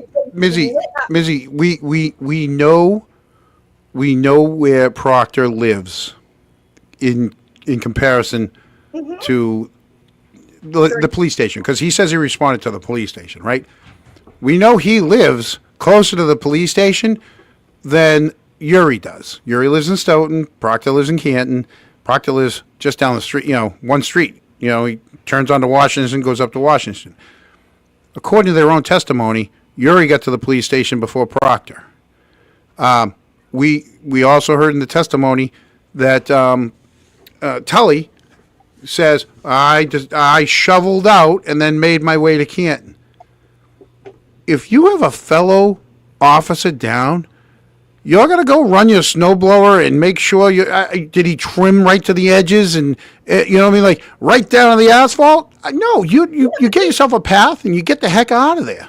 But they didn't even need that. There was only a few inches. What was it? I know. 3 or 4 inches? He couldn't get out of it. You're telling me that this state trooper who lives in Norfolk couldn't get out of his driveway and get over to Canton. He had to snowblow his driveway. They would have moved heaven and earth if it wasn't on that lawn. If it was on another lawn, you would have seen that neighborhood would have been so lit up. It would have made any Christmas tree town Christmas tree look like it didn't have any lights on it, because it was. How about this? If you're a cop right now, whether you're a state trooper or a Boston cop, and something happens to you right now, are you are you worried that these guys aren't going to respond in a timely manner for you? Right? Because they just showed that they can't even respond in a timely manner. or at least that's what they're saying. That's what they're saying. You know, And in these both every man for themselves. yeah, in both of these cases, pin it on the girl. Well, they pinned it on Karen, and they pinned it on Sandra. Right. Unfortunately, Sandra isn't here to live to tell the tale. That's why I'm here, and Barb is here to tell her story. And I'm Speaking of which, I said I'd do this. So everybody, across the bottom of the screen, you got the www.dovema.org. If you know anyone, or if you do need their services, that's the and if you wanted to donate to it, that's the place that that you can get all your resources, the phone numbers, the everything's right there on that page. That, and also I want to put out there, if there's anybody in the chat or if anybody watches the replay and you have any information on Sandra's case, or you're somebody who went through the Explorers program, whether or not you were somebody who was affected, or you just were there and you want to tell your story, please reach out to me. You can reach if you come to our the Justice page, the Facebook page, or the website. You can get to us that way. Or if you're on X, I have two accounts. My Mizzy account, and I also have one called @Sandra Birchmore, and you can reach out to me that way. If you're somebody who needs to find out that you have information and you need to get to the right people, I can get you there. There you go. You know, take any information on Sandra's case, even if it's really small. You know, sometimes something that somebody thinks is, too small to say something, it might not be. It might not be, and it might be something that the feds would like to hear.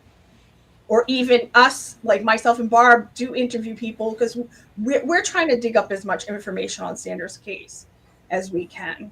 That's why I reread the reports over and over again, because things pop out at you, Mm-hmm. Right. Thank you, And I Kelly. mean, and like we said, the feds don't they don't leave any stone unturned. They are brutally slow in everything.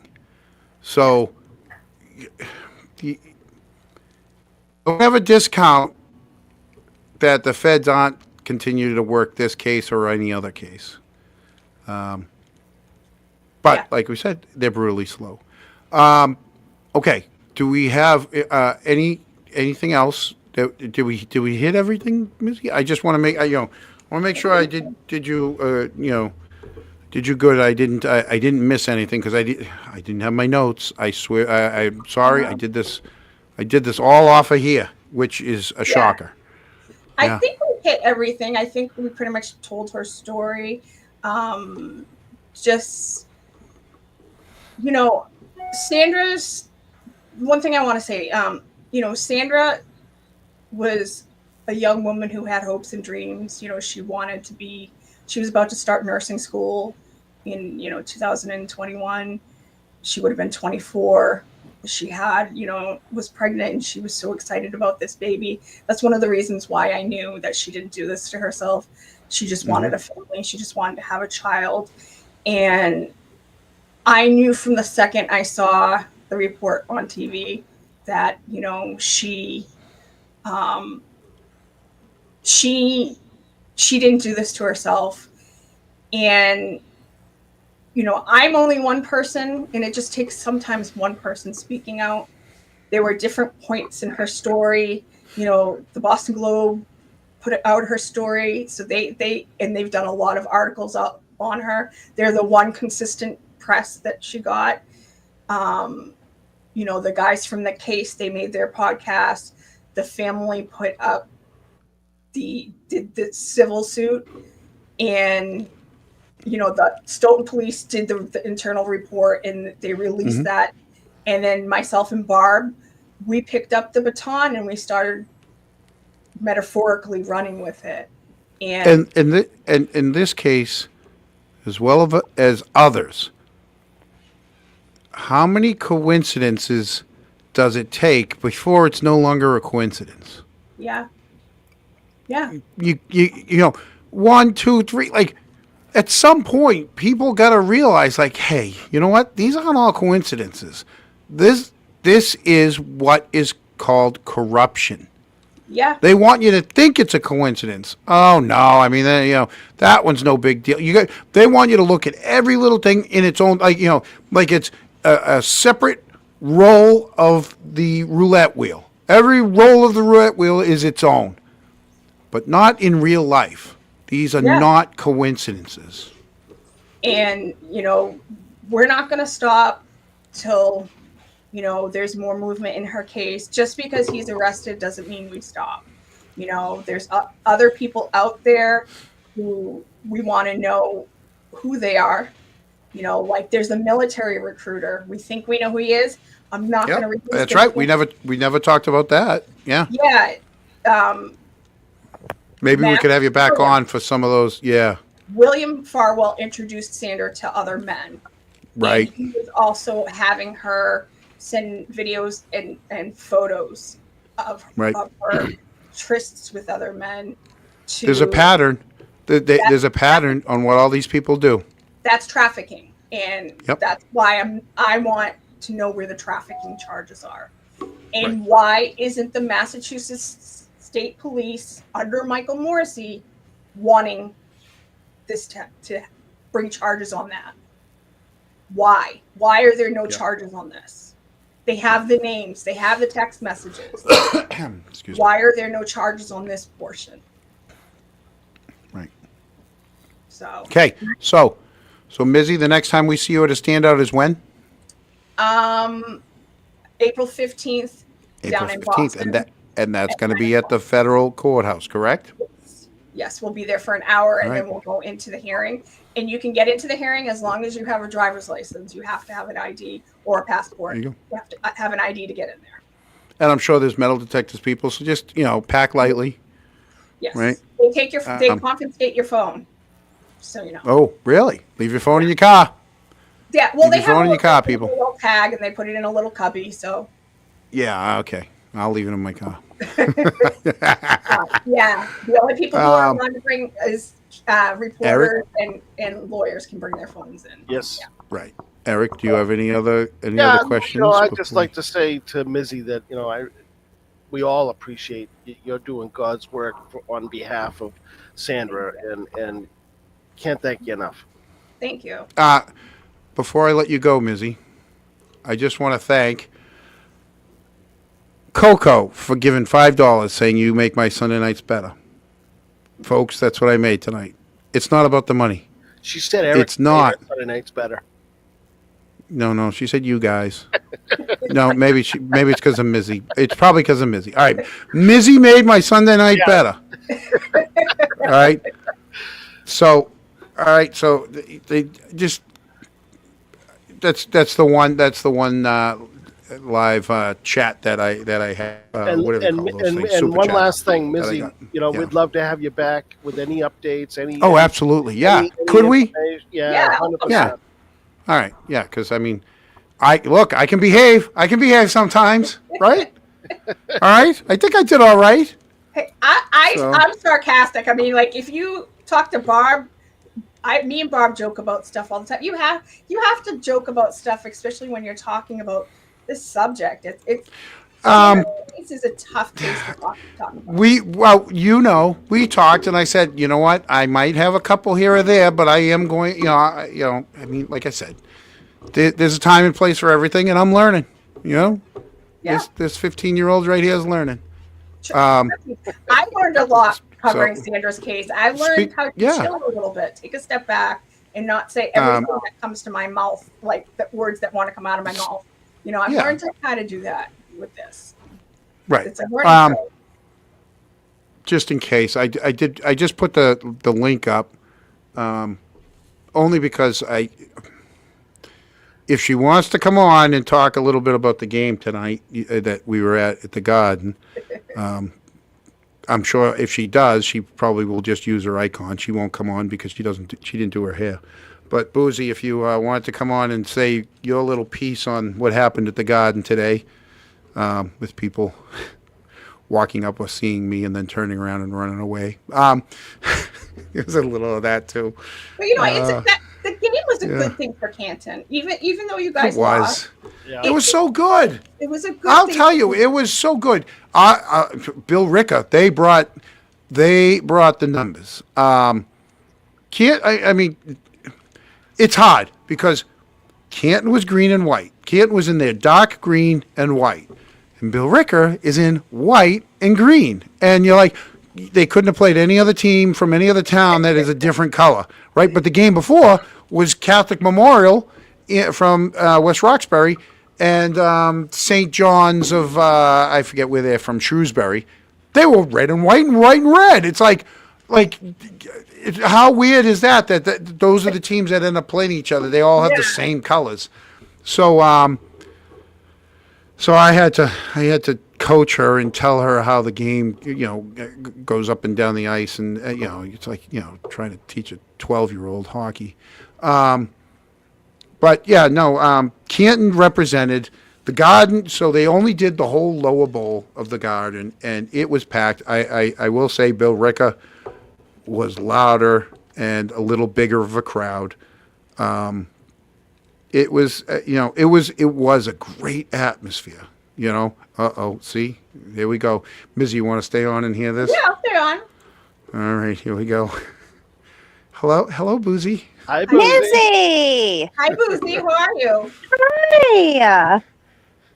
How are you doing? Well. I'm just doing this for views. Boozy, thanks for filling Thanks for pumping the numbers up. Oh, I'm pretty sure you said at the by the way, there was here he not goes. So one. Look at that. He's Wait, already I did. I just interrupting already me. stepped on you. I just stepped on you. Me. John, Because shut up. Boozy, right there. Fine, you can answer it because what the answer is. No, Kelly Reed wasn't. asked, Not one. were there any free Karen Reed chants? We heard one. a very slight one from like two It just people. said Karen Reed, and it was like two people. Other than that, no, it was well behaved. Yeah. Overall, really chill. It was nice. Yeah, I did. When we left, I had to use the men's room, and I guess boys will be boys. I mean, there was 5 boys in one stall. I don't know what they were doing, but Shocking. yeah. And I'm not even gonna tell you what if they were green and white or white and green. I'll just leave it at that. Yeah, that's the other thing that confused me the entire time. Why are they having the same colored teams play each other? Because that's the colors of the town. It just so happened that those towns met up. Yeah, And but then it's the the game same color beforehand, green. it was the same thing. Of course. Yeah, I know. That's what was weird about it. Catholic Memorial and then St. John's. Yeah. Is it the Mizzy, same I was- shade of green? Mizzy, I was confused the entire time. John kept laughing at me. I was like, I don't know who was who. Oh, and the parade. Yeah. And there was so many people wearing their green shirts from the parade. Yeah. Yeah, you Oh, they could were- definitely tell well, a lot they of were people. I guess they people- they were stalling. Like, so see, he cannot help himself. He always talks over everyone. I do. I Every was so time. good with Mizzy. I was so good. I Boozy, held it working together. on 'em. I held it together with Mizzy. Listen, someone I think it was Coco said in the chat, like, "Oh, Eric, he let Boozy chat last week." I'm like, he had no chance. He got shutting me up. Now you know how I feel. It's so bad. Yeah, it's not easy. I just kind of I ignore it and shut up, and I stay in the corner. Mullins. I saw Glenn today. You know the Glenn. Who's Gave him a that? big hug. Got my arms almost around him. Yep. Anybody I know? Yes, Glenn. Our Glenn? Our Glenn. Oh shit! No, that's awesome. You know Glenn that has his advertising on the wall of every hockey rink in town. Uh-huh. Yes. You gave a big hug. I did. I gave him a big hug. Yeah. That was a bear hug. Uh-huh. Yeah. And of course, half the people, I would shake their hands and talk to them, blah, blah, blah. And then I would turn to Boozy, and she's like, who's that? I go, I have no idea. they came up to me and they're like, "Hey, blah blah blah." Oh yeah, yeah. I talked to them for like a minute or two, and then we go. I'm like, I turn and go. I have no clue who that was. They all said that. They all said they loved your co-host, though, right? I couldn't tell you how many people thought we were like dating or on a date. Yeah. And I'm like, no. These two older ladies sat down next to us, and I was trying to tell her because she's like, "I'm so confused." I'm like, "Look, the dark green is us. If they go that way, that's good." And we're going back and forth. And this older lady who says she knows my brother, and she's like, they ended up moving. They didn't want to sit next to us. That wasn't the reason we bickered why, so John. much because we were bickering the whole time. So they're like, "Tell your brother that you met some crazy lady." I'm like, "All right, I will." But yeah, they're like, "Are you guys dating? Are you?" No, they go, "Are you on a date?" In other words, I brought this girl to teach her high school hockey. Yeah, that's my idea of a $20 date. Technically, we were actually arguing over the fact that I said it was more like it was very relatable to lacrosse. I was like, the hockey things are very similar, so that's why I understand it. And that's when you go, no, it's not. It's completely different. I did. You did. Really? I was just, oh my God. Because you're the same age as my stepdaughter. And I used to have to explain so much to her too. And but she didn't get it. So yeah. Sorry, Mizzy. That's okay. I just wanted to say bye to Barb because she's Yeah, good now. Barbara. Thank you. Oh, very Bob. much. Thank you, Barb. Thank you, Bob. Would we ever be able to get her on too? Maybe. I don't know. I'm not Even sure. if it's an icon? She doesn't talk a lot because they're not supposed to talk a lot. She did, Oh, yeah, that's fine. That's fine. It was just a question. but Yeah. maybe someday down the road, when a Yeah. little more comes out. Yeah. Yep. Yeah. And then, Mizzy, I did say that earlier. Some guy grabbed Boozy and started to walk back down into like the lion's den with her. Well, I mean, first of all, that conversation started with, "Hey, he's an asshole," and I was like, Called me an "Hey, asshole. now," He's shaking my hand. Guy put his hand out, shook my hand, called me an asshole. Yeah. and I was like, "Wait a God love second." him. You know him. You know him. I bet I do. Yes, you do. I know. He'd And then he was called me wondering, the same thing. well, I mean, Yeah, and then- I didn't know who like any of these people were, and then all of a sudden he asked, "Oh, is that your fiance?" And John was like, "No," and he goes, no, my "Oh, fiance okay." wouldn't get. And he grabbed me by the arm. He started pulling Took me off. away, and I'm like, "Hey!" And at that point, I didn't know what to do. I was like, "Oh shit, do I Well, chase shit. after him? Like, what do I If do?" they walk up to you and you're from Canton and they're from Canton and they say, "Hey, asshole," that's a term of endearment. Right. Right. I had one person turn his back on me. That was it. And and then Boozy saw one guy just really staring me down. Well, I mean, it was very obvious, like, as we were walking through, and, like, just coming from my experience and the things that, unfortunately, I've had to deal with, which I know quite a few in the movement have had to deal with that speak out, you would expect them to be a little bit more, have a little more gall, or maybe because they're in a crowd, they would be a little bit more, hey, screw you, whatever. But in reality, like, everyone would give a look and then look away. Like in one instance, someone literally ran away. One turned. Like, you know that video of the baby that walks into the room, sees something, and then turns and goes the other way? You know that one? Yeah. That happened. That happened. I don't know if it was the yellow jacket or me just sweating profusely. Well, yeah, it was just like you would just expect them to have a different demeanor, and it's just the fact that's like when they're away from whatever account they're on or their phones, they are totally different. It's a totally different type of thing. And it's like being in that atmosphere now several times, I can understand why there are certain things going on, because they can act a certain way in one instance and then completely opposite in the other.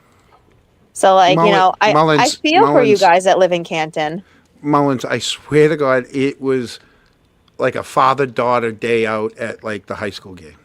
Absolutely. We probably should have had next time I'll get the shirts. We'll have like Canton shirts or something made up. Chronicle shirts. Well, I did ask my stepdaughter, but she was painting. She couldn't come. She was painting. But that would have been fun because Boozy and my stepdaughter went to college at the same time. So same college. So yeah. Boozy, did we meet before? Oh my God, we did, but you were too busy. Was it at Morrissey's standout? It sure was. At the fundraiser. Yeah. Okay, that's what I thought. I was like, is that her? Okay. Yeah. You I helped you hold the sign because the headlights from one of the cops was in your eyeballs and you had to walk away. Yeah, we were at the perfect spot. We saw Williams. Was that when you saw John Conley? Yep. Yes. Yeah.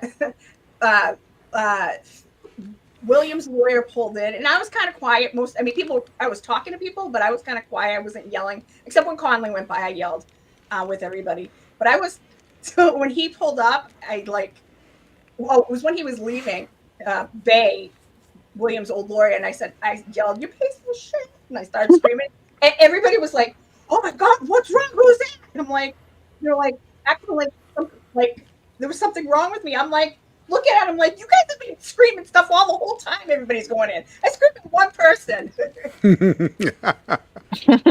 You don't scream. You don't scream at anybody. Oh, I scream. Yes, I do. No, you're right. That one meeting.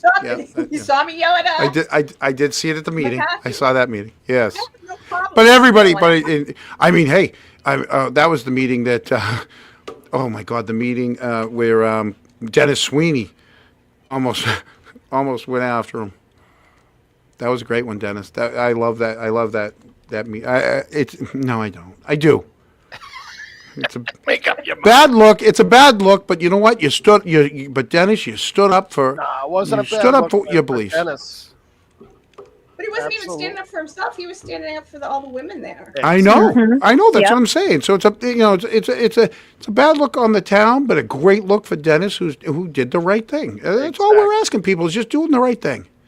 I tried to stay calm because I'm not representing myself. I'm representing Sandra. So for me to get crazy and wild out, it's not necessarily a good look.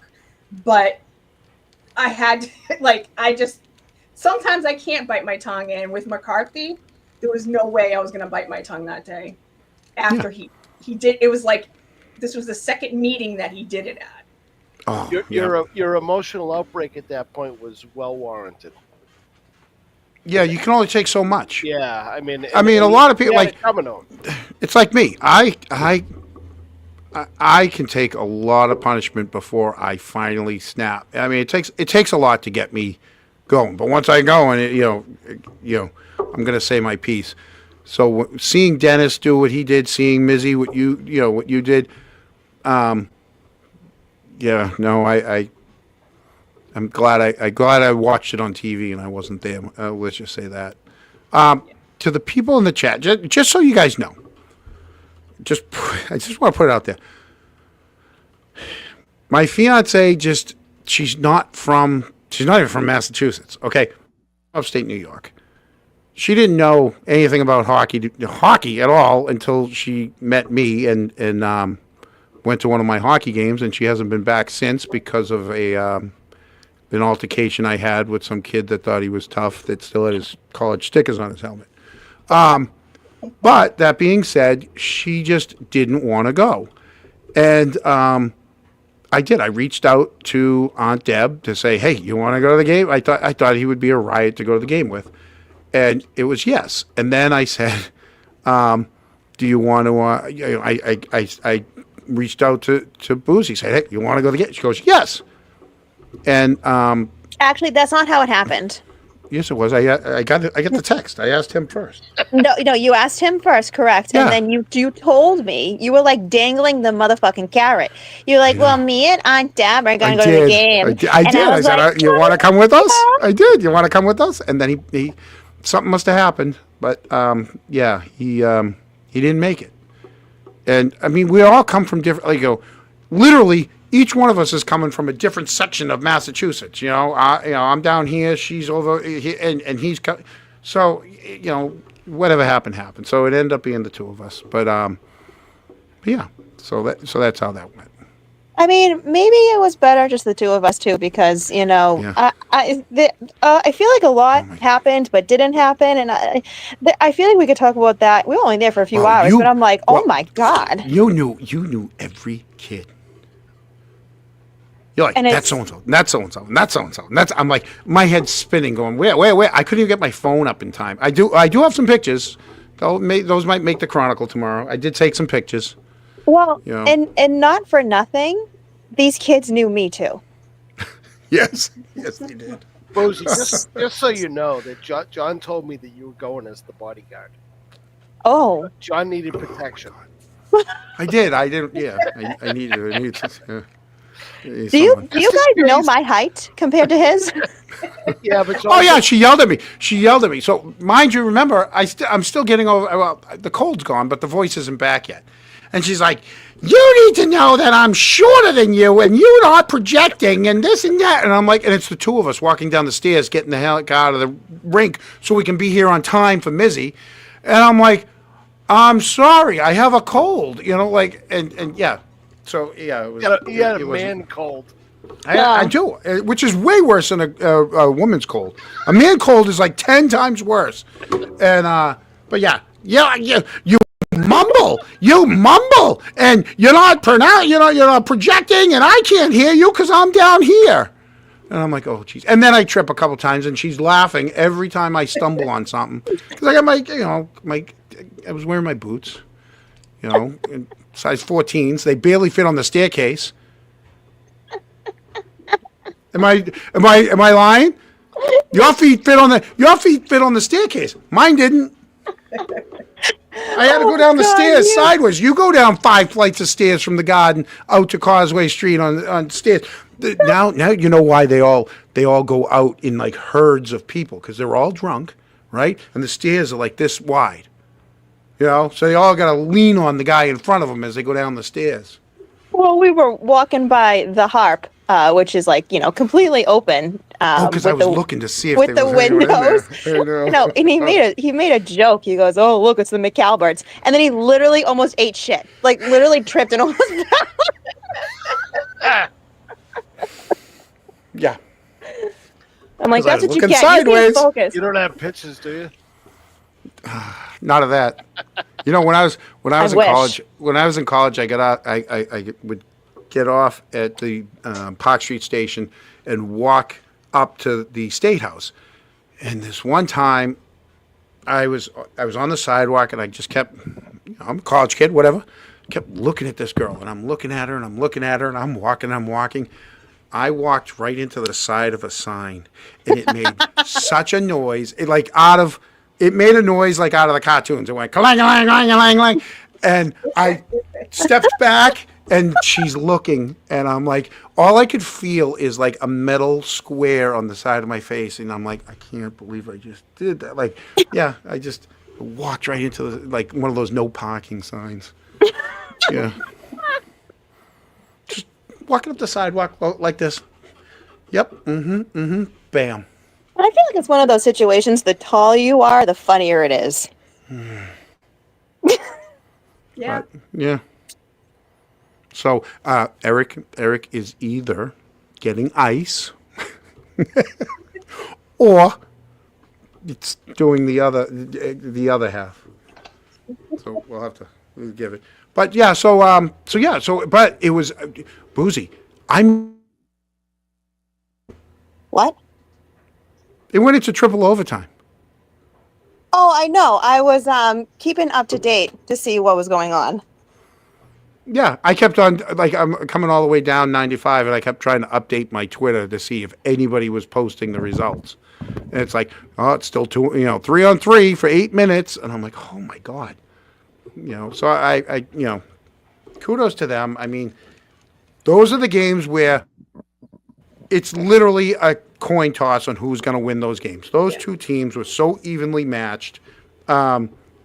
There was everything. There was some great penalties. There was some hitting. There was everything. Oh, that was the other thing. They had, oh yeah, I played lacrosse, and you can't even hit a guy with a stick like this. And I'm like, it's nothing like lacrosse. Hockey's not lacrosse. That's not what I was saying. Like the never mind. It's over your head, and that's fine. Uzi, he's old. He's really old. Because lacrosse is for the fancy schools, right? We don't play lacrosse. It's football, basketball, baseball, and hockey. That's it. Really? Anything else? Public high school. Not a fancy high school. Yeah. Anything else? Give me another sport, and I'll tell you if it's a fancy school that has it. All right? Soccer. Field hockey. Soccer's not a sport. Soccer's just running around with a ball. Excuse me? Yeah, it's not a sport. Oh, okay. You just wait till I see you next. Soccer, so John, my wife would have a big issue with you right now. Yep. It's a ball. You can roll a ball out anywhere in the world, and people can run around and kick it. Okay, and what about a stupid little huck? A huck. A huck? It's a puck. It's not a huck. It's a puck. John, the World Cup will be here next year, so if you want to... Yeah, I know. They're going to be down in Gillette, and people in Canton can make like $10,000 to $20,000 renting their house out for a couple weeks. Right? Wow. I know. My wife's already put in for tickets. Can't wait. Oh, really? Oh, yeah. They got to take all of the signs off of the stadium and everything. Yeah, like sports like lacrosse and what's another one of those like fancy school sports? field hockey. No, no. Canton's always had field hockey. That's good. That's fine. Go ahead. Field hockey.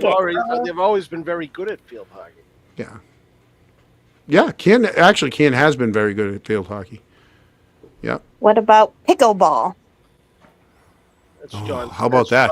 That's That's a topic for another day with the Canton Selectmen using their slush fund to make a $400,000 pickleball court. because that's good use of the money. Romy, rugby? No, because this is America. We don't play rugby in America. No, Yes, we do. Leave that. No, we don't. You leave that. You leave They play that rugby over in in. Quincy, buddy. In Quincy. No, you leave rugby over there in Ireland and Scotland and all those other little, those Gaelic countries. Wait, hold on. Isn't there a big thing in Canton every year? Beer around pong. this time? I bet you Canton's great with beer pong. Oh, number one. Red Solo cups. Oh my Decades. god. Flip cup. Yeah, Flip cup, Mizzy. flip Yeah. cup. Jam. Yeah, That's my jam. yeah. Yeah, I'm good at that. I hate that. I got meaty fingers. I gotta go flip the cup up and it's too much. It's not even that. It's just hand-eye coordination. I like when you the ping pong ball in Mm-hmm. yeah, because then you got to restack and reset and all that stuff. Yeah, I haven't played in probably 20 years. Beer pong, Glenn Lake's been in the chat all night. Glenn, I saw all of your comments. Thank you for contributing. I was trying to behave, and that's why some of them you just didn't make the cut. I know, it is what it is. Listen, we're not trying to scare Mizzy away, okay? We like Mizzy. Yeah, we I want do. Mizzy to come back. Mizzy, how did I do? Mizzy, how do I You do? did good. You did I good. did. All right. No, I don't wait, scare wait. you. Mizzy, you did good. Mizzy, we do have another question for you. Have you gone over the last hearing for? Did you go over the last hearing? Tonight or? On your page, have you? Yeah, I talked about the last hearing. I don't remember which show it was. Probably like 2 shows ago. But yeah, tomorrow on Tuesday there's a hearing for Robert Devine that I'm streaming, and then Matthew's next hearing is April 15th at the Moakley Building in Courthouse in Boston at the 9. Moakley. We'll be there at 9. The hearing's at 10. Okay. So Like cross country, that's just running in the woods.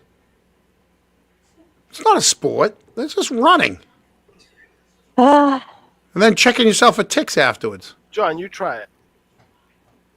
Well, not now, but I probably could have. Yeah, right. Like, I would like you to try to play any of these sports and see how you feel. Like what? I'm very athletic. Oh, okay.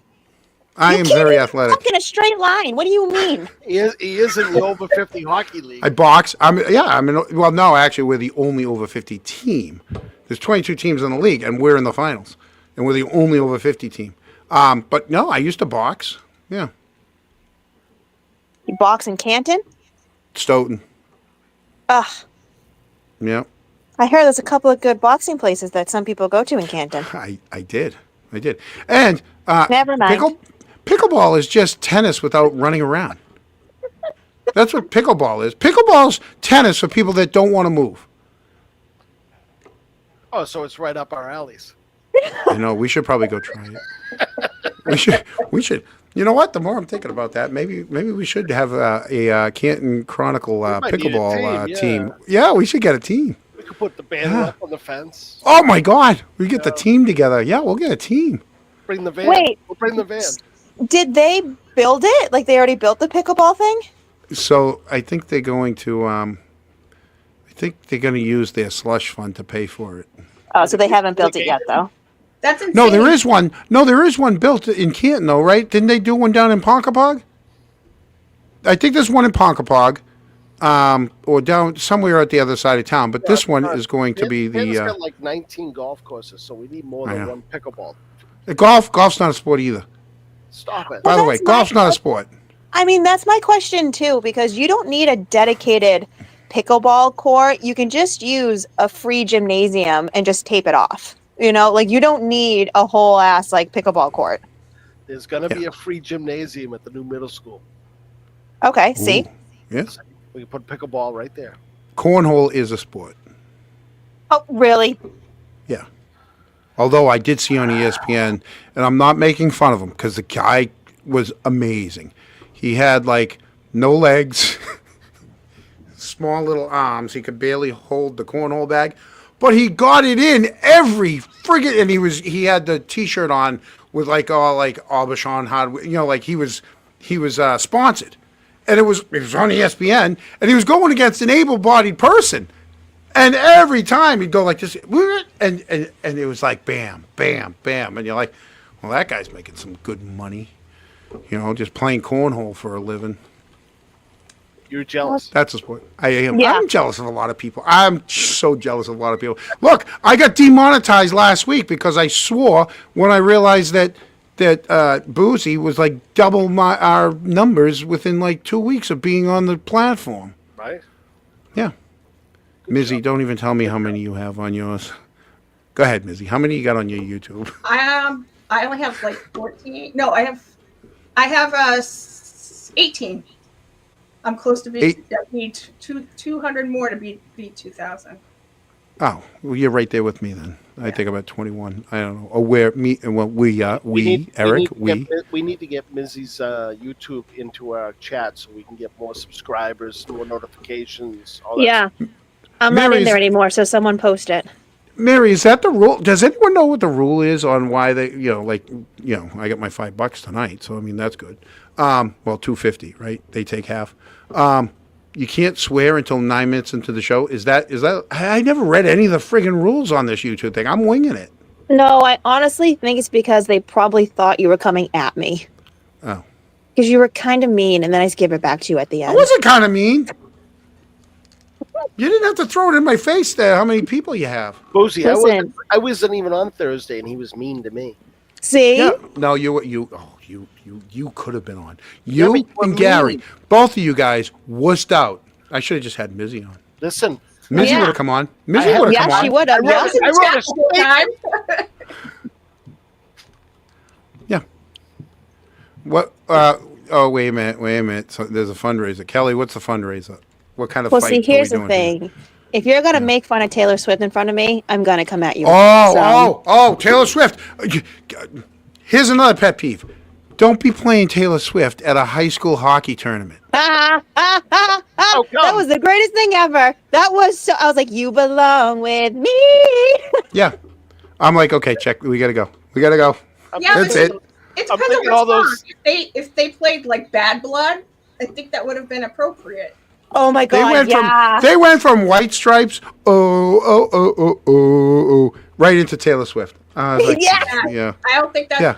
like, or even Shake It Off would have been like, kind of, it was a fun song, but that other song isn't like, to me, to like get people pumped up. I know. These are 18, 16, 17, 18-year-old kids, boys, full of testosterone, trying to kill the other kid on the other team. No, there was definitely more adults there than children. There was a lot of kids, but there was a lot of adults too. There was. It was the whole lower half was full. It was good.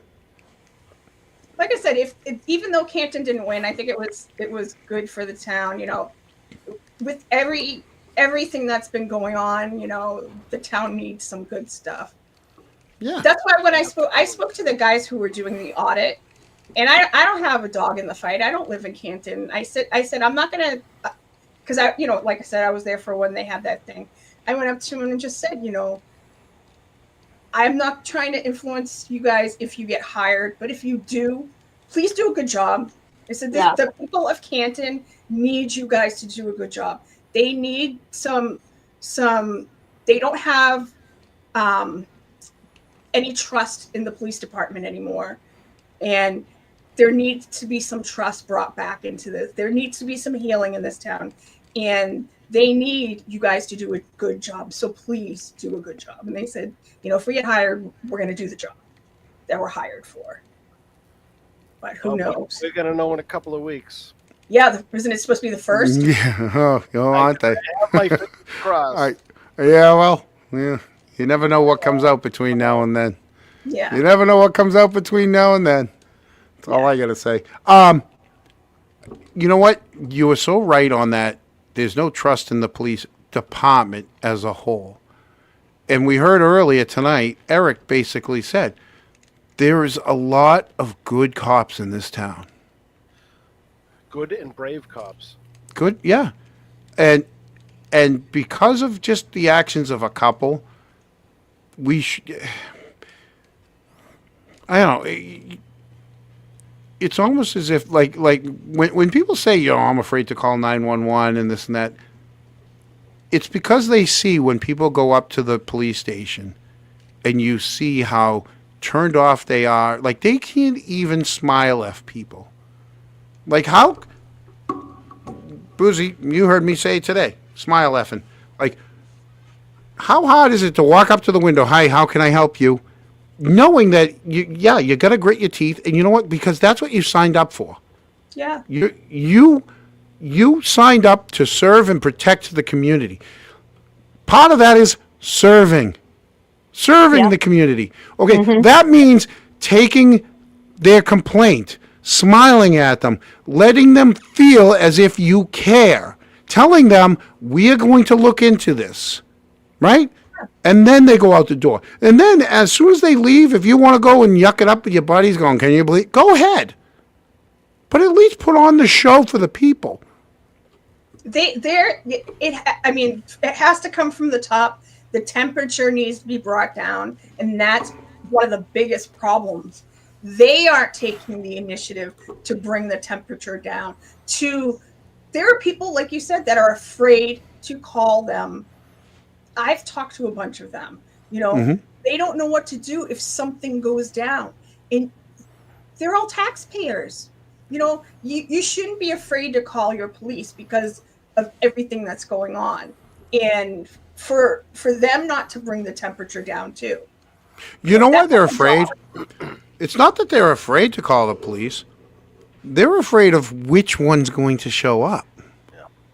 Exactly. That's what they're afraid of. They're not afraid to call the police. They're not afraid to call 911. They're afraid that the cop that's going to show up is the cop that might have an issue with them.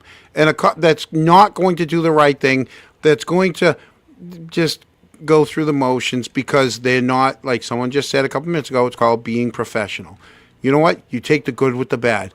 There's been years and years and years in which you guys have been, the talk of the town, the saints, and, and right now it's not. You got to get it back, and you got to figure out a way. So there was a point, and I haven't told anyone this, but there was a point last year in the fall when I was talking with the chief, And one of the things I proposed to her was to have a dueling dunk tank where I'd sit in one and she'd sit in the other and let people come up and all the money would go to whatever the cause they wanted, where people could either throw the balls at me, throw the balls at her, or someone else, whatever. But and we laughed about it. I'm like, yeah, I have no problem doing that. If people hate me that much and they want to go, drown the clown, go ahead, But it was just one of those things as we were talking. I'm like, yeah, I'll do it. If it puts something, if you wanted to put something together, I would do it. It has to be them that does it. It I know. can't be. I mean, like, it can't be the town. Well, they do have an ice cream truck, or they want an ice cream truck, or something like that. I don't know. Could you believe But that? that can only go so far. Is that almost like, that to me, that almost like will piss people off, because it's like, this is what you're doing instead of doing a better job, instead of treating some of us with respect and the temperature has to come down. Like, if, let's say this, if Chief Rafferty was as cordial with some of the citizens as she is with me when I talk to her, when we do a standout in Canton, it would bring the temperature down so much. I will give Chief Rafferty this. She's a pleasure to talk to one-on-one. I've talked to her several times one-on-one, and she's been a pleasure to talk to. It's the other stuff. Too much of it. It has to be done. Things have to change through the department. That's the only way things are going to change in Canton. And if that means another chief comes in, it should be an outside chief. Absolutely. It shouldn't be somebody who's just going to keep doing the same old, But like Susan Harrington said the other day, there needs to be somebody that isn't so cozy with everybody in town. And, Well- and unfortunately, what's happened in Canton is this has been one big snowball that's been happening for years and years and years. And then all of a sudden, Sandra Birchmore and John O'Keefe happen, and that snowball And Casey.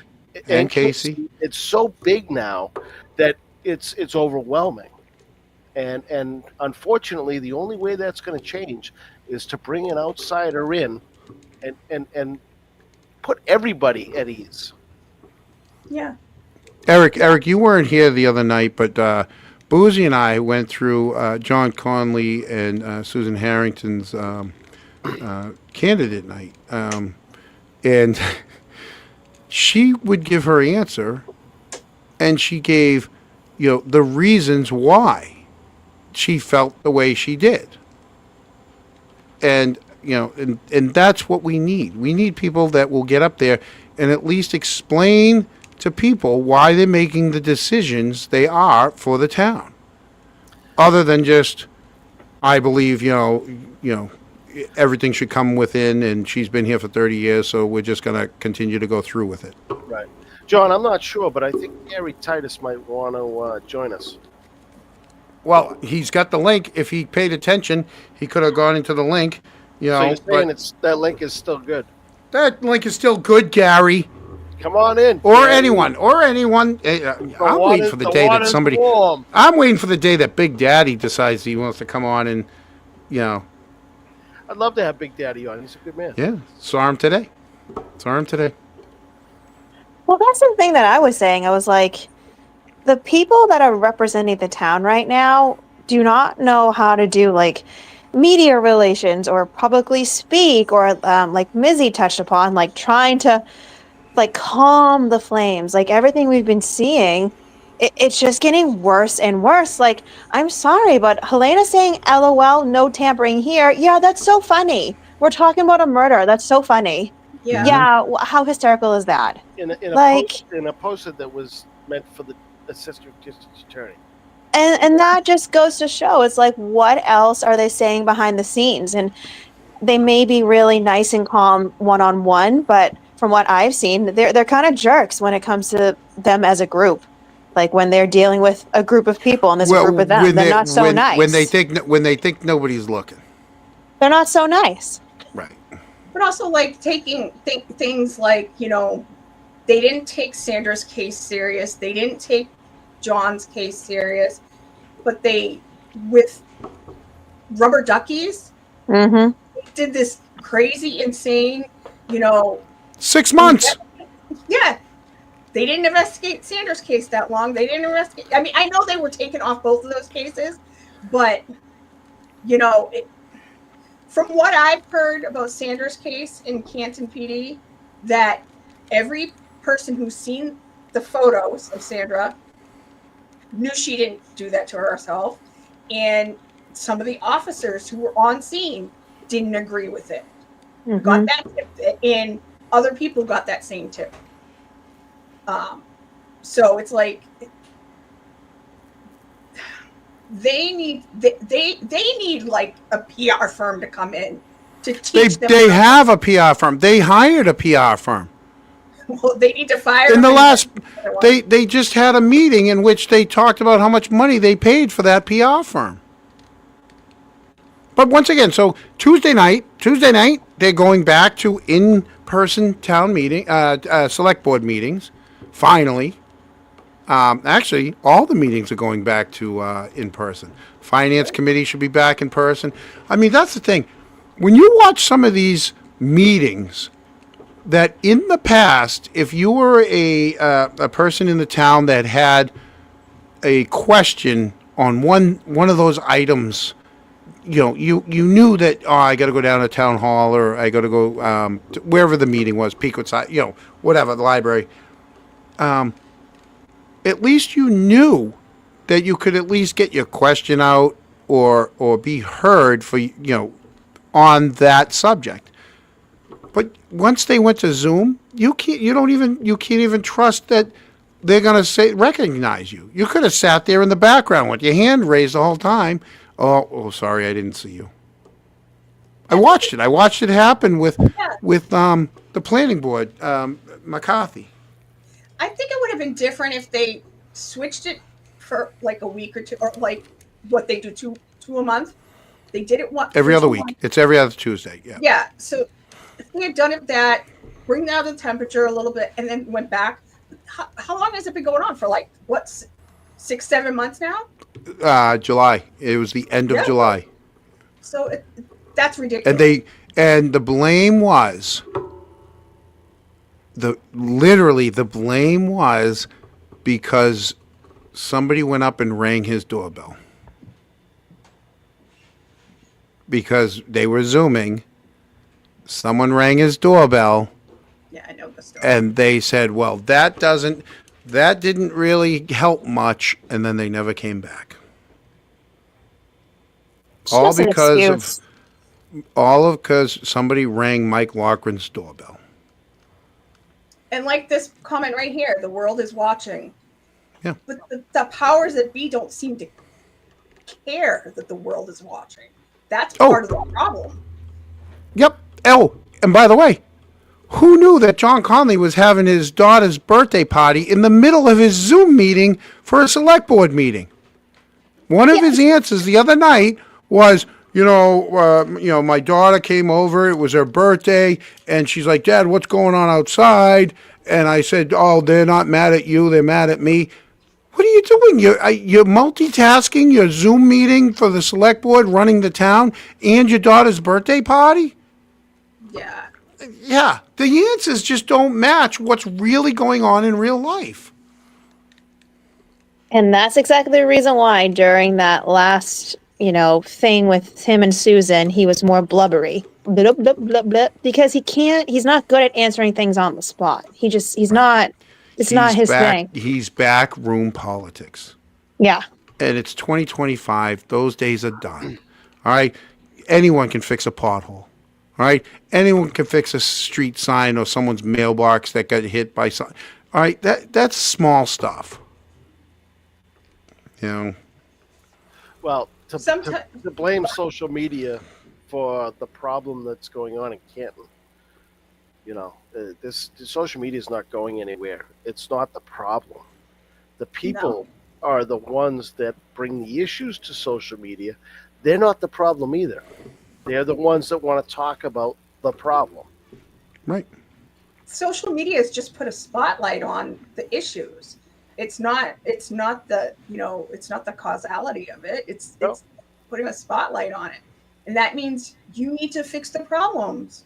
It's they when people are in office for too long, like Conley, like Morrissey, things don't change because they're too much in their little world. They're in their own little rut. You need new ideas. You need new blood there who's not gonna, allow certain people to be treated better than others. At some point, the town passes you by. Yeah, it's like you're all taxpayers. You're all, people who support the town. You guys all just want Canton to be the best that it can be. Yeah. You don't want it to be a joke when people say Canton. People in other states or when somebody says Canton, you want it to go back to being a nice place to live, not this like, oh, you want to hide a body? I know where to go, Canton. Right. Absolutely. And then that disappears, and then that disappears. The best part about Canton, is 60-40 residential commercial property. I mean, the amount of commercial property in this town compared to some of the other towns, it's great because of the 138 corridor, because of all the other little areas in town. And the worst thing would be is to lose all those commercial areas into condos, right? And just to, and when he says, "Oh, they're trying to," we're not Cambridge, we're not what was Boozy? What was the other one? Cambridge, Brookline, Wellesley, Brookline. right? Yeah, Canton isn't. But if you keep it up, it will be, because all of those places are losing all their commercial properties, right? Except for on like Route 9 and Route 16. Everything else is residential, and so you have a lot of businesses in this town. And yes, when you're the selectman, you cater to those businesses, right? Yeah, we had Reebok, one of the biggest companies in town that had the biggest, my ex-wife worked for Reebok for 17 years. They're no longer. They moved out. They couldn't they couldn't sustain it, right? Now the newest thing that he wants to take responsibility for or take credit for is Topgolf. All right. Well, you got to take the good with the bad. Businesses come and go. Yeah. I mean, all I'm gonna say is this too, like regarding the social media, it doesn't matter how much someone tries to blame it on social media. I mean, granted, do I agree with like the real life trolls that, will say full names and show up at employees and employers and homes? No, I don't agree with that. However, I know the people on the screen right now, we've been affected by it, either in the town, by a case. You're not on the screen. Or, okay, I am rude. Shut up, John. Shut up, John. But you know what I mean? Like, this is more than just like a case or like drama or a paycheck for us. Like, this actually affects us. And if it's going to be our voices, we're going to use it. And I can tell that the majority of us came out of force. It's not like, oh yeah, let's just start talking on the internet. That'll be fun. No, we all and they think it'll all go away. Well, I know, and they want it all to go away. If it all goes away, it's not going to. Then all their problems are done. Well, the more that they say that, the more it's going to push more people to come out. There'll be more people on the sidewalks outside Canton PD on Fridays and Sundays. Right. Mm-hmm. And the thing is, just because you can't sweep it under the rug, the rug isn't there anymore. People all the rug's getting smaller. The rug can only handle so much. And I think almost they're all living in this dream world. It's like people, the world, as we all keep saying, the world is watching. Like, I have people that I care about in Canton that I've made friends and stuff like that. And it breaks my heart that you guys are all going through this situation. It breaks my heart that Sandra went through what she did there. And it breaks my heart that the people who run your town don't comprehend. Like, it's like they just don't get it. Mizzy, how about this? So the police chief, she got in an accident. Yes, it's an accident down in Rentham, right? And she says, wish we had said something instead of waiting the 6 weeks. Although that's not really on her. That's on the select board because she did report it to her superior, which would have been Chief Duty, right? Well, he's no longer chief, but Charlie Duty, right? And the select board. So it was really on them. But just now, last week, there was an accident right in front of the police station with a cruiser so the cruiser was taking a left out of the police station and a pedestrian or a person in a vehicle straight across the street. They were coming out of that side street taking a left. So both people are taking a left. The person sees the cruiser come flying out, so they stop and they wait. And the cruiser barrels into it, totals the car, right? And what do we get originally? The original story is, yep, they got video, but it went to the insurance company and you're not allowed to see it. Like, so you're the person who got hit and and they tell you, yeah, we got video. Yeah, we're not showing you. Are we trying to blame somebody for this? No, we're not trying to blame anyone, but like, what kind of look is it? What kind of look is it that says, yeah, we got video, but we're not going to give it to you? We'll give it to your insurance agency. Good luck. Go through your insurance agency if you want it. Or write us a letter and we'll give it to you in 11 days. And the thing is with, like every day we learn something new with the Karen Reed trial. And we're not even at the trial yet. This is just the pre-trial. I can only imagine what's going to come out in the trial. And it's look at the amount of names. Look at the amount of names this time. For the second trial, yeah. Yeah. But the stuff that keeps coming out with the videos and the Sally Port, the stuff that keeps trickling out and the LOLs, it's not a good look. They should just want to, obviously there's stuff that the public can't know about that goes on in every police station in this country. But there's stuff that they should just want to be transparent about to get the public relationship with the police. And I'm not talking about like the Mick Albert and the people who are friends with them. I'm talking with the whole community of Canton. They should want to fix it. And I don't know if it's just that they don't know how.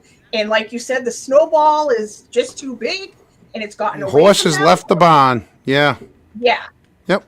But the horse left the barn a long time ago and they stopped looking for the horse. Yep. That's the problem. So, and it's now, it's not just people of Canton, it's surrounding towns. It's going to affect everything for years to come. People years ago probably wanted to move to Canton. Do you think people want to come move to Canton now? And your town's such a lovely town. I've been there a bunch of times. But it makes people say, you know what? I would have wanted to move there before. Now, I don't know if I want to move there. Look at all the stuff that's going on. Mm-hmm. Absolutely. Especially trying to get people to come work for the town. Who wants to come to this town right now and be part of what's going on? You're not going to get the cream of the crop. Yeah. No. Nope. And the only people who can really bring down the temperature on that is the select board and the police chief. Right. Absolutely. So, folks, we made it to 9:30. So, let's go one at a time here. Mizzy, you want to go first and give us your final thoughts for the evening? Yeah, thank you for having me, guys. I really enjoyed our conversation. If people want to know more about Sandra's case, you can go to either our Facebook page or the Justice page. It's justiceforsandrabirchmore.com or just on Facebook. You can come watch my videos at A Mixed Girl in a Mixed Up World. Right now I'm only covering Sandra's case. Sandra's case matters for a bunch of reasons, so we can't take our eyes off Sandra's case. you know, And Tuesday, there's a meeting Tuesday. on Tuesday, yes, come join me for Robert Devine's hearing, post-commission hearing. She'll be you know, live. She'll be live doing that. at 9:15, I'll be live. You know, keep your eyes on Sandra's case. Just because it's a federal case, it won't be in the news as much, but we need to keep our eyes on this case because it matters how police officers and police Canton and Stoughton treat a young woman who was abused and then murdered.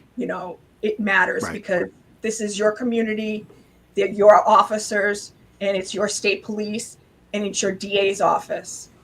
And you don't want them to do the same thing that happened to Sandra. So, if anybody has questions, please come to me. I'll answer anybody's questions. And, thanks again, guys, for having me.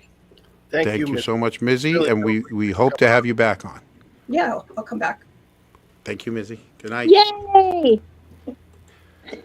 John, I'm going to defer my last. Listen, no, you know what? This guy right here. Sorry. Oh Listen. my God, here we go. Listen, boom. We're saying our goodbyes there, Gary.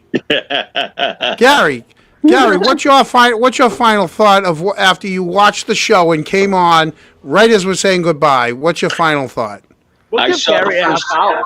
I saw the first 10 minutes, and then I just got here about 20 minutes ago, and it's taken me that long to use this link. I switched from my phone to my laptop. I had to go to a meeting. Oh, Gary, we'll have you on sometime, Gary. Yeah. Okay. All right. Yeah. I just want to let you guys know that we stood out the other day for Susan Harrington and stood next to Mr. Connolly and a few of his friends. I walked by, with their backs turned, and I'm glad they didn't say anything. I've always liked John Connolly. He's always shook my hand. Even Just because it's an election doesn't mean you can't be friendly with people. That's right. You know what? Go ahead. Well, you're all trying to get a position in order to serve the town. Yeah. I mean, Right. We've been adversaries before, and gosh, I mean, a month ago I saw him at BJ's parking lot. He shook my hand, said, "How you doing?" And I've known Helena since she was a little girl, but I'm just not on the team anymore. We got to change the You can still be neighbors.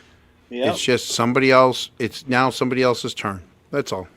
Yeah. I mean, of all the people on the screen right now, me and others have been put down because we voted for the audit.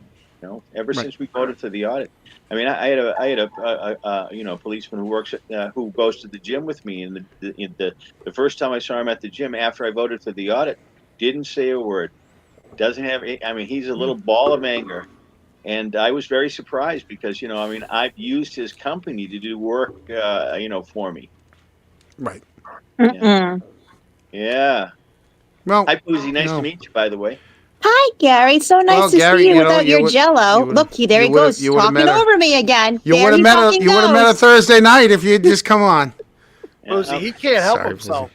I can't. Oh my God! You notice how it's like only me too? So he does it to some people, but it's really just me. He does it to. Because Eric doesn't say jack crap.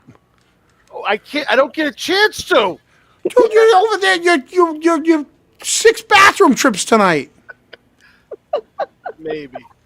Oh, we scared Gary. Oh, there he's back. Here he is. All right, Gary. Gary, so we're wrapping it up, Gary. Yep. So give us your goodbye so that we can get to the icon down here. Really, I just had her on to try to grab a couple hundred viewers. I don't know. I think Gary's going to get all the viewers. Yeah. I think if Eric wore something low cut, I think you'd be right back up there. Oh, Yeah. we got the Canton Chronicle gear. Yeah. I just I want to make Canton first again. I want to make this town the great town that it was before all this happened. I believe in Canton first. We should be number one. There you go. I love All right, that. Gary. Well, thanks for checking in, Gary. Hey, I'll see you guys later. See you, Bye, bye. Gary. Nice to see you, buddy.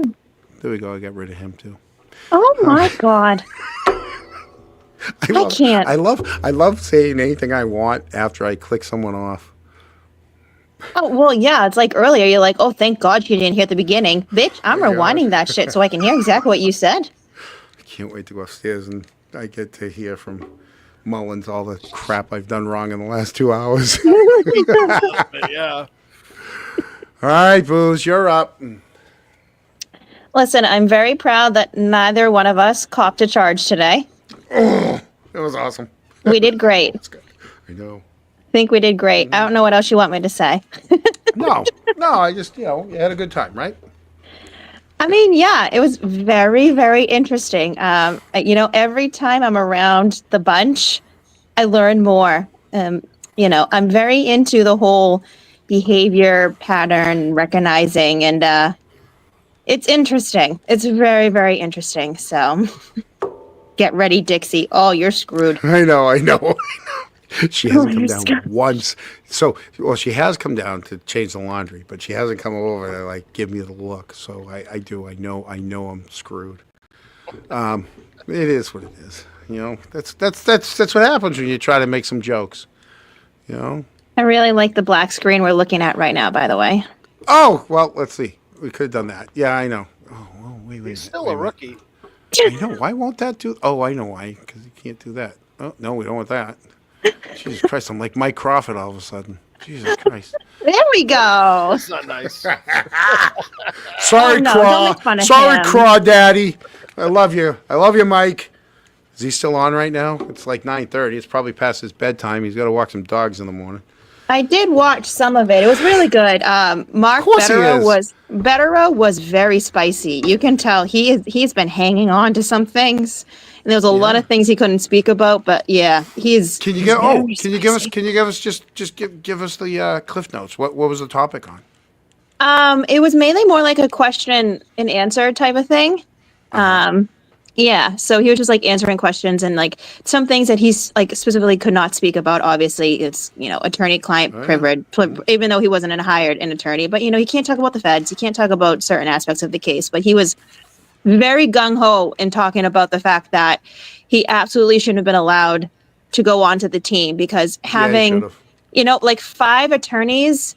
And not for nothing, for a case like that is nothing. You think of OJ. OJ had 8 attorneys. A case like this needs a team. Right. And for her to not be afforded that team really is going to raise even more red flags. And I mean, I said this from the get-go. They're going to keep appealing until they go all the way up to the Supreme Court of the United States. They're going to keep going. Mm-hmm. And when you think about it, even though the Massachusetts Supreme Court is limited based off of their former precedents, they're not necessarily going to create new case law. Something like the United States will. Right. So, yeah. I if I'm not mistaken, they just appealed the last ruling by the federal judge up to the district judges. So there'll be a panel of judges. Am I wrong on that? Yep. They're going up. I mean, they're going up. Yeah. So, and that happened quick. Yeah. Yeah. Honestly, it would be interesting to see what's going to happen this week when it comes to the habeas corpus and to see ultimately what is going to happen, to see if that April 1st start date is even going to happen.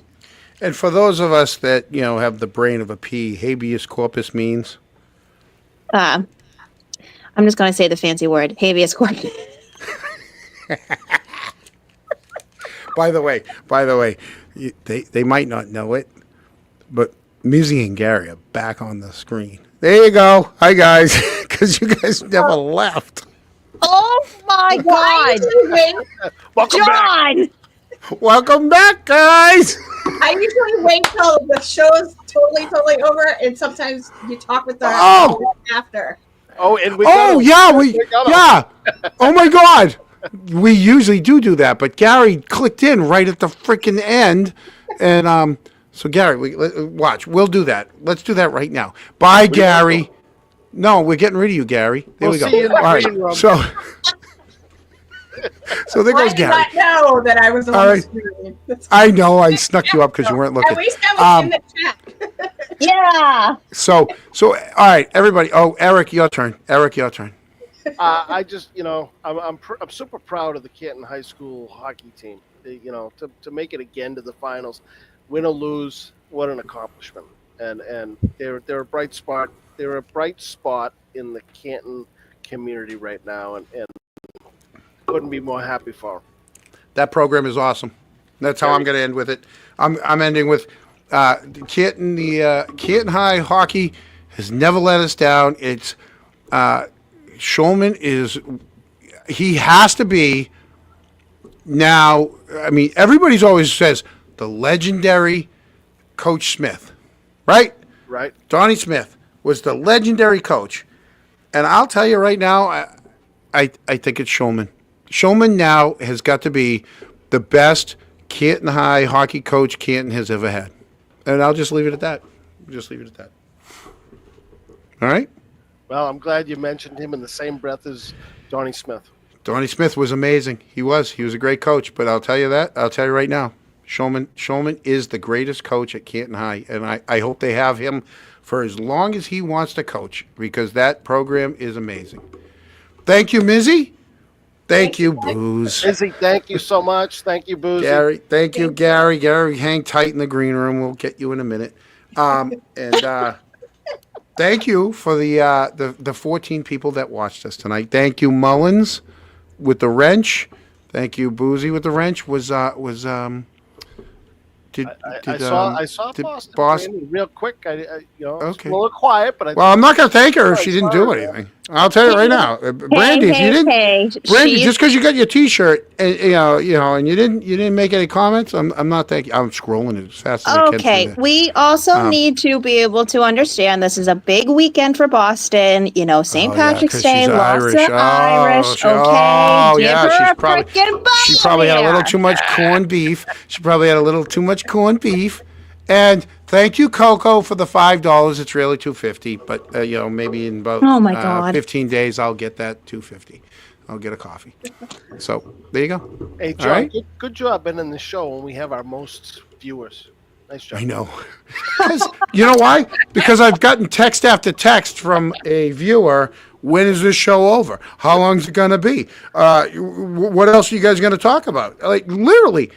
I got this one hater who's got a direct line. He's like, he got the bat line to me. It is. Hi, George. Hi, George. Yeah. Hi, George. Yeah. Literally. Dude, how much longer can you talk? Hey, when are we going to have George on? He won't be on. Oh, come on, George. Aw. Maybe we'll get him. Oh, when we get the van. When we get the van. I love that idea. Boozy, did you hear we're getting a van? I'm pretty sure I'm the one who spoke about it on one thing too. I said you need to do it. Yeah, the select board. I said you need to go outside. You can't go in. Listen, that's what I said. If they don't let us in, they don't let us into town hall. No, I thought you were going to have it like prepped and ready for this Tuesday. So technically, you're still keeping your word. You would just be outside in a van. Oh no, because I have an obligation. I'm evaluating a bunch of kids, future hockey players of Newton. So. Okay. Yeah. Fine. Who knew? Who knew? That every year I have I hold their lives in my hands and tell them that you could find the next Jaromir Jagr. I could. I know. Yeah. So we're gonna have a van and we're gonna be live at Town Hall on Election Day. Actually, we're gonna be at different locations early, like late in the afternoon, and then we're gonna ramp it up at Town Hall. Yeah, that's where we're gonna really have that mobile studio. I can't believe we're gonna be the first YouTube, like everybody else. Okay, yeah, BLT, Brian LTL, sorry, LTL. He's got a studio, right? We've got a mobile studio. Nobody else has a mobile studio. John, I think we might need security. We can get security. I get you be security. Hire me. Yeah, you're in. Boozy, I we can do get it. Security. Yeah.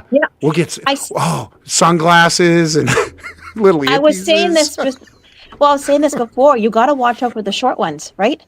Oh my God! Yeah, she said that right before I tripped on my face. Yeah.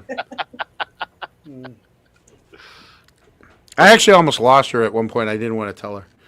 Like there was a Dude, crowd of you- people. I went left and she went right, and I freaked out because I was supposed to be watching out for her because everything's green and white and green, and I'm like, oh my god, if someone recognizes her, God forbid something happens to her.